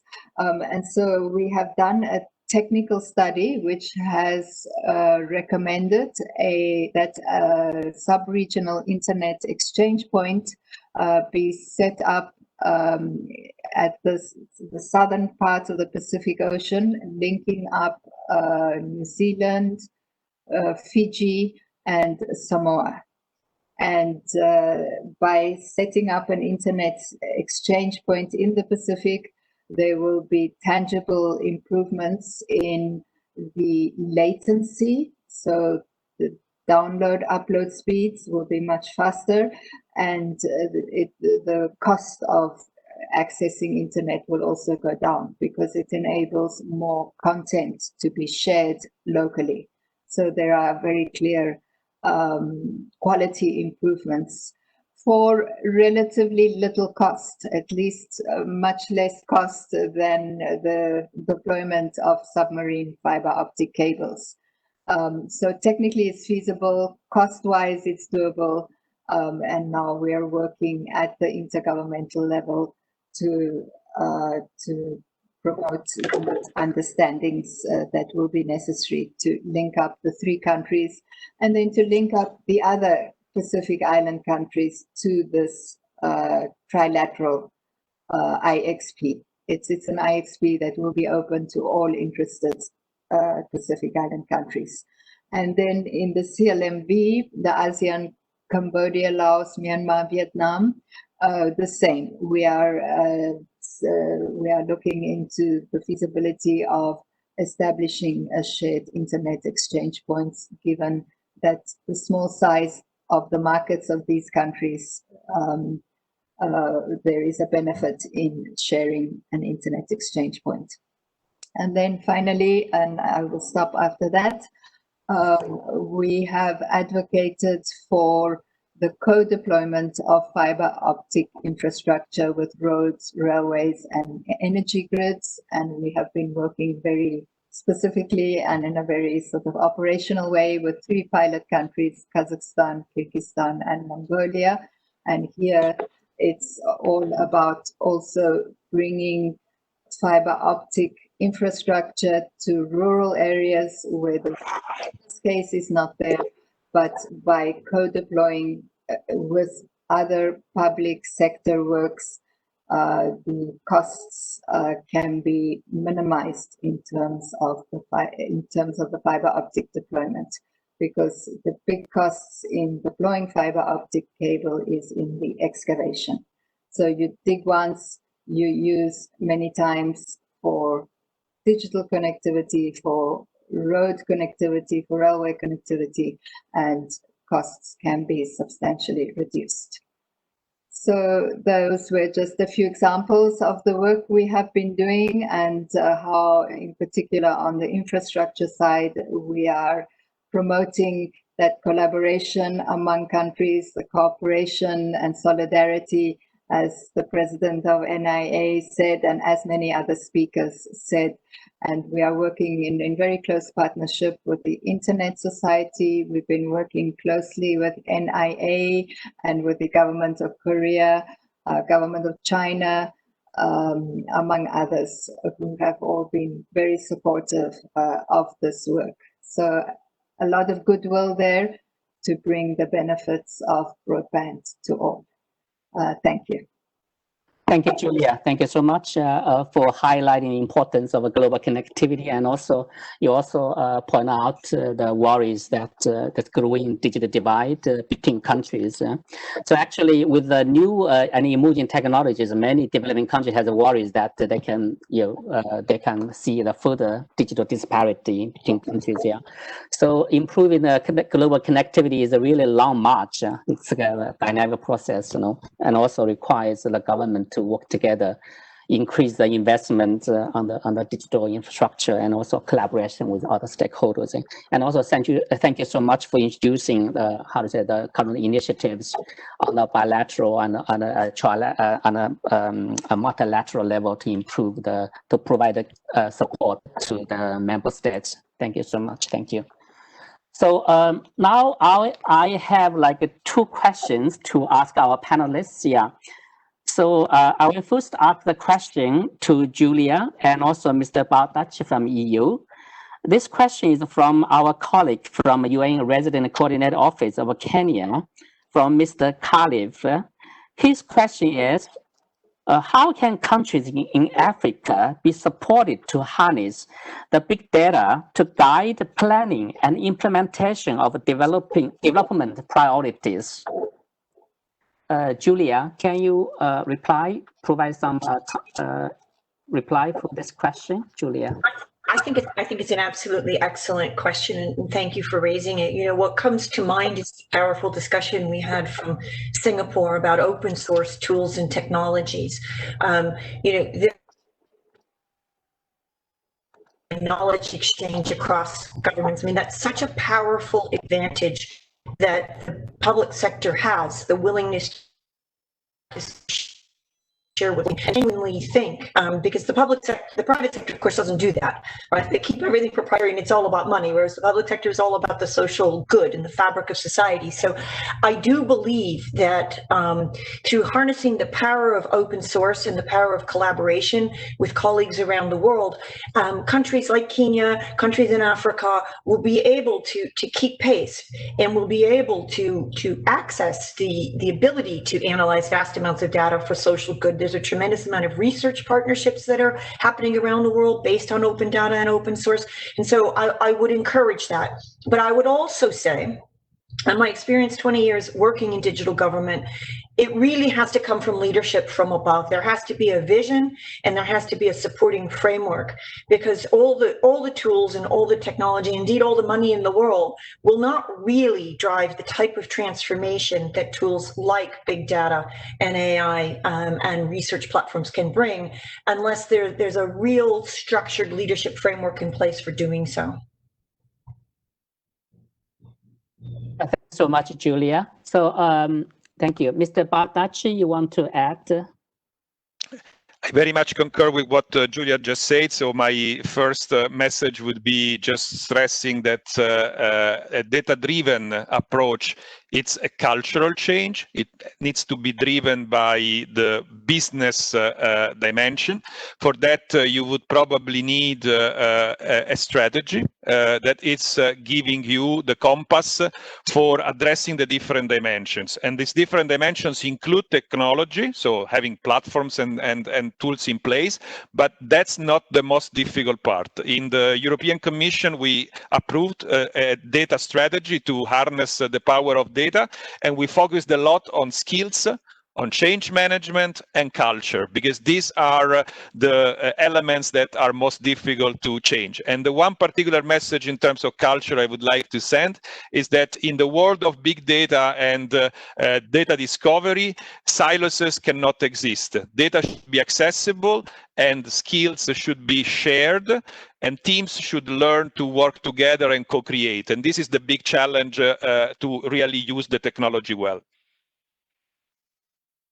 Thank you, sir. Thank you so much. Yeah, I also have the last question for Mr. Chen, for Anil, and also for Tiziana. This question is very general, but I think it's very good to conclude this session. This question is from Afghanistan. He's from the Ministry of Rural Rehabilitation and Development. the question is how to accelerate digital transformation for sustainable and resilient recovery from COVID-19 developing countries. So this now is a very general question. So I would like to invite our three panelists to give some key points for the developing countries. Yeah. So Mr. Chen, can you start? Yeah, sure. I think the story by Mr. Anil was very good. This is the absolute best chance for people to try something new. Governments are more willing to try things right now. You know, during a good time, everybody is just so cautious and not willing to make that difference. But you know, like what we did in the pandemic too, all the solutions were done in weeks, 1, 2, 3 weeks. The bureaucracy went out the window because everybody wanted to get things done quickly. And I think this is a great opportunity for especially developing countries to move forward and try something new. You know, solve a problem with a new technology, solve a problem with something substantial, and just go ahead and do it. You know, I think your leaders will be very happy if you can get something done in a couple of weeks, because in the past they'll be very conservative about it. So great opportunity. Just go forward and do it. Thank you. Thank you, Mr. Chen. Mr. Ania Chowdhury. Thank you, Mr. Yes, I would say three things. One is, I think, leverage the political will. Without the political will, it's difficult to make large transformations happen. The second is develop a culture of innovation. We have tried many things over the years. In 2013, we developed what are called innovation teams in every ministry, every directorate, and they had to work on specific goals. We gave them goals of simplifying service delivery process. We gave them goals of reducing what we now call the TCV, time, cost, and the number of visits. And as you had stated earlier, that's what amounted to $8 billion saved. That was the C part. And then we also calculate T and V every year. So they had specific goals. Now it has become policy. So those goal setting really helped. And then also we introduced the concept of a innovation fund. So any innovator from civil service could try out an innovation and then can get about $30,000, up to $30,000 to actually do their experimentation. And failure is an option. We said that if you fail, it's completely okay. So the Prime Minister says it, Head of Civil Service, Cabinet Secretary says it. So that culture of innovation really helps. And the third area really, I would say, and this we had to learn by doing a lot of mistakes. Singapore, we actually learned quite a lot from. South Korea, we learned quite a lot from, is the interoperability framework. So we started in 2007, and we talked about interoperability from the very beginning, but I think it took a lot of experimentation, developing components to understand what interoperability really meant. And now it's after like 12, 13 years, and we can say with confidence what interoperability means for us and how building blocks come together. So those are the three things: the political will, a culture of innovation with many different tools and techniques and change management processes that would be very contextual. And the third is really an interoperability framework in technology that really would be helpful. So those are the things that will allow you to do a lot of experimentation and develop the confidence, and then finally scale up your innovation. Thank you. Thank you so much, Ania, for the key points. Yeah. So may I invite Tiziana to make a few comments here? Thank you. Thank you very much. And I fully share the views expressed by my co-panelists. I can fully support them. Important points, all of them. And perhaps just to complement the points they have made in my 1 minute, I guess you are giving me, right? My key message is infrastructure connectivity. It's the essential, not by no means sufficient, but it's the essential foundation. And so with the COVID experience, we now need to make a big push into bringing everyone online, universal access to safe, affordable, and reliable broadband internet.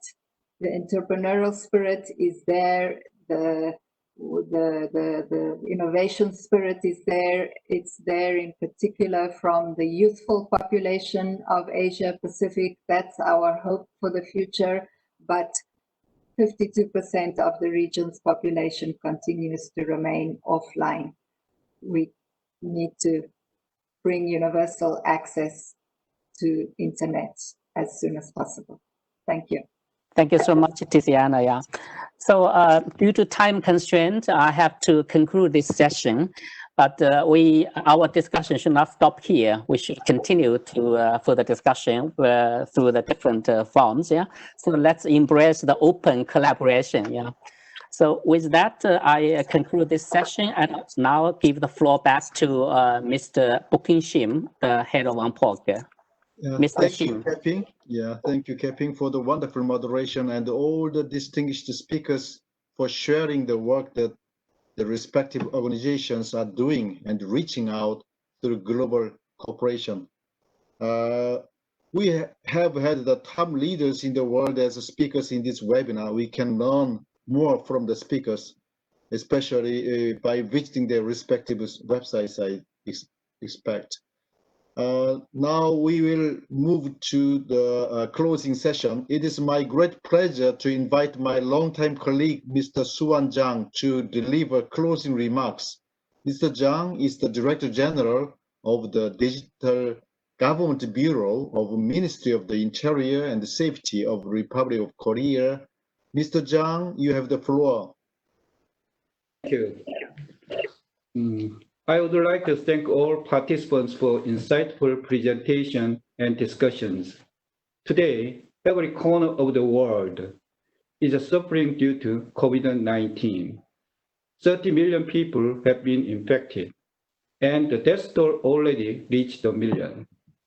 As part of our response to the pandemic, governments and organizations around the world are focusing on non-contact services using digital technologies.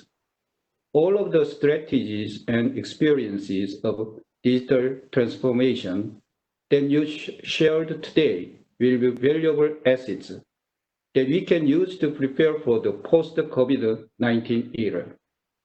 Digital transformation is offer opportunities to better our lives and to create new industries. It will also help countries to be in a better position to prepare for and respond to national emergencies that may arise after the COVID-19 pandemic. Digital government leaders are holding a key for successful digital transformation. I hope all digital government leaders here today continue to cooperate to accelerate digital transformation of each country and share those experiences with the international community so that all countries around the world can build sustainable and resilient digital governments. The Korean government will always be a committed partner that shares its lessons learned and experiences with the international community. Once again, I would like to extend my warmest gratitude to all of you for joining today. Thank you. Thank you, Mr. Zhang, for the wonderful closing remarks and for showing the Korean government's commitment to partner with the international community to share experiences and the lessons learned. Thank you. I now deliver final closing remarks. I hope you have all enjoyed the insightful and valuable discussions, and I'd like to thank you all for your dedication and participation in this webinar. In particular, I thank all the excellent speakers. During our struggle with the scourge of COVID-19, ICTs, especially frontier technologies and digital government, have been playing critical roles in contact tracing, delivering essential public services to all, effective risk communications for ensuring public trust, and engaging the whole society. This crisis has become the big driver for digital transformation, and it is changing our mindset. Government officials are rethinking how they deliver value to people in a digital world amidst this crisis, and how to create new or modify existing delivery modalities to meet evolving requirements of citizens. Digital transformation is also fundamentally reshaping the economy while contributing to building long-term resilience. Though we cannot yet see the light at the end of the COVID-19 tunnel, the accelerated pace of digital transformation could help facilitate the sustainable and resilient recovery from the pandemic. So the discussions of this webinar today are very timely and relevant. In view of insightful interventions by our speakers and the interactive discussions with our participants, I would like to highlight a few key points. First, all countries developing and developed should revamp and set up national strategies for digital transformation for pursuing our sustainable and resilient recovery in the post-COVID-19 era.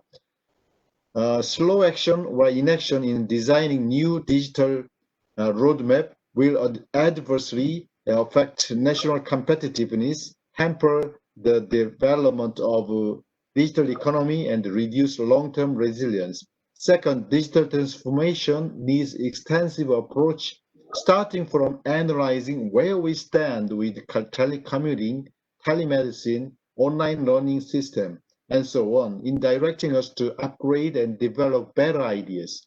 The central leader should mobilize all the resources and collaborate with the stakeholders, such as the ICT business sector, academia, and civil society organizations to create better digital world.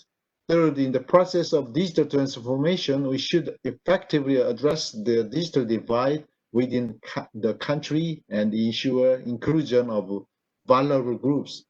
First, countries advanced in ICT's innovations and digital economy, big tech giants, as well as regional and international agencies, including the EU and the UN, should extend support and solidify partnership with those countries in special situations, especially LDCs and Cs.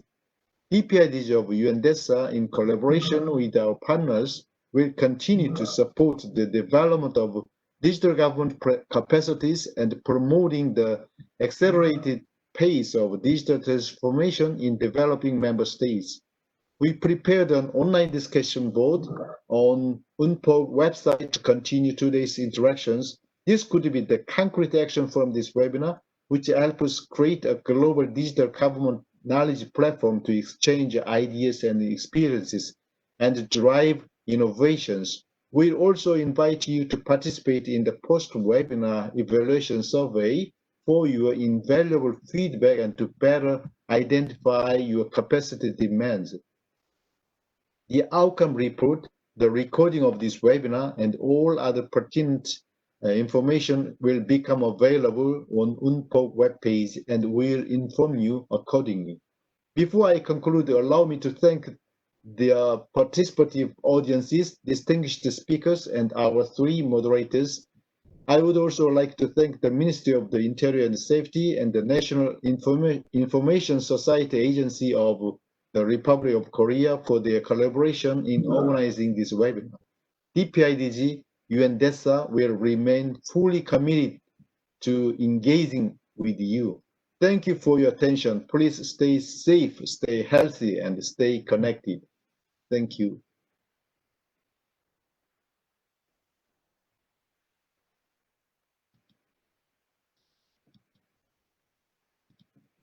Thank you. Now,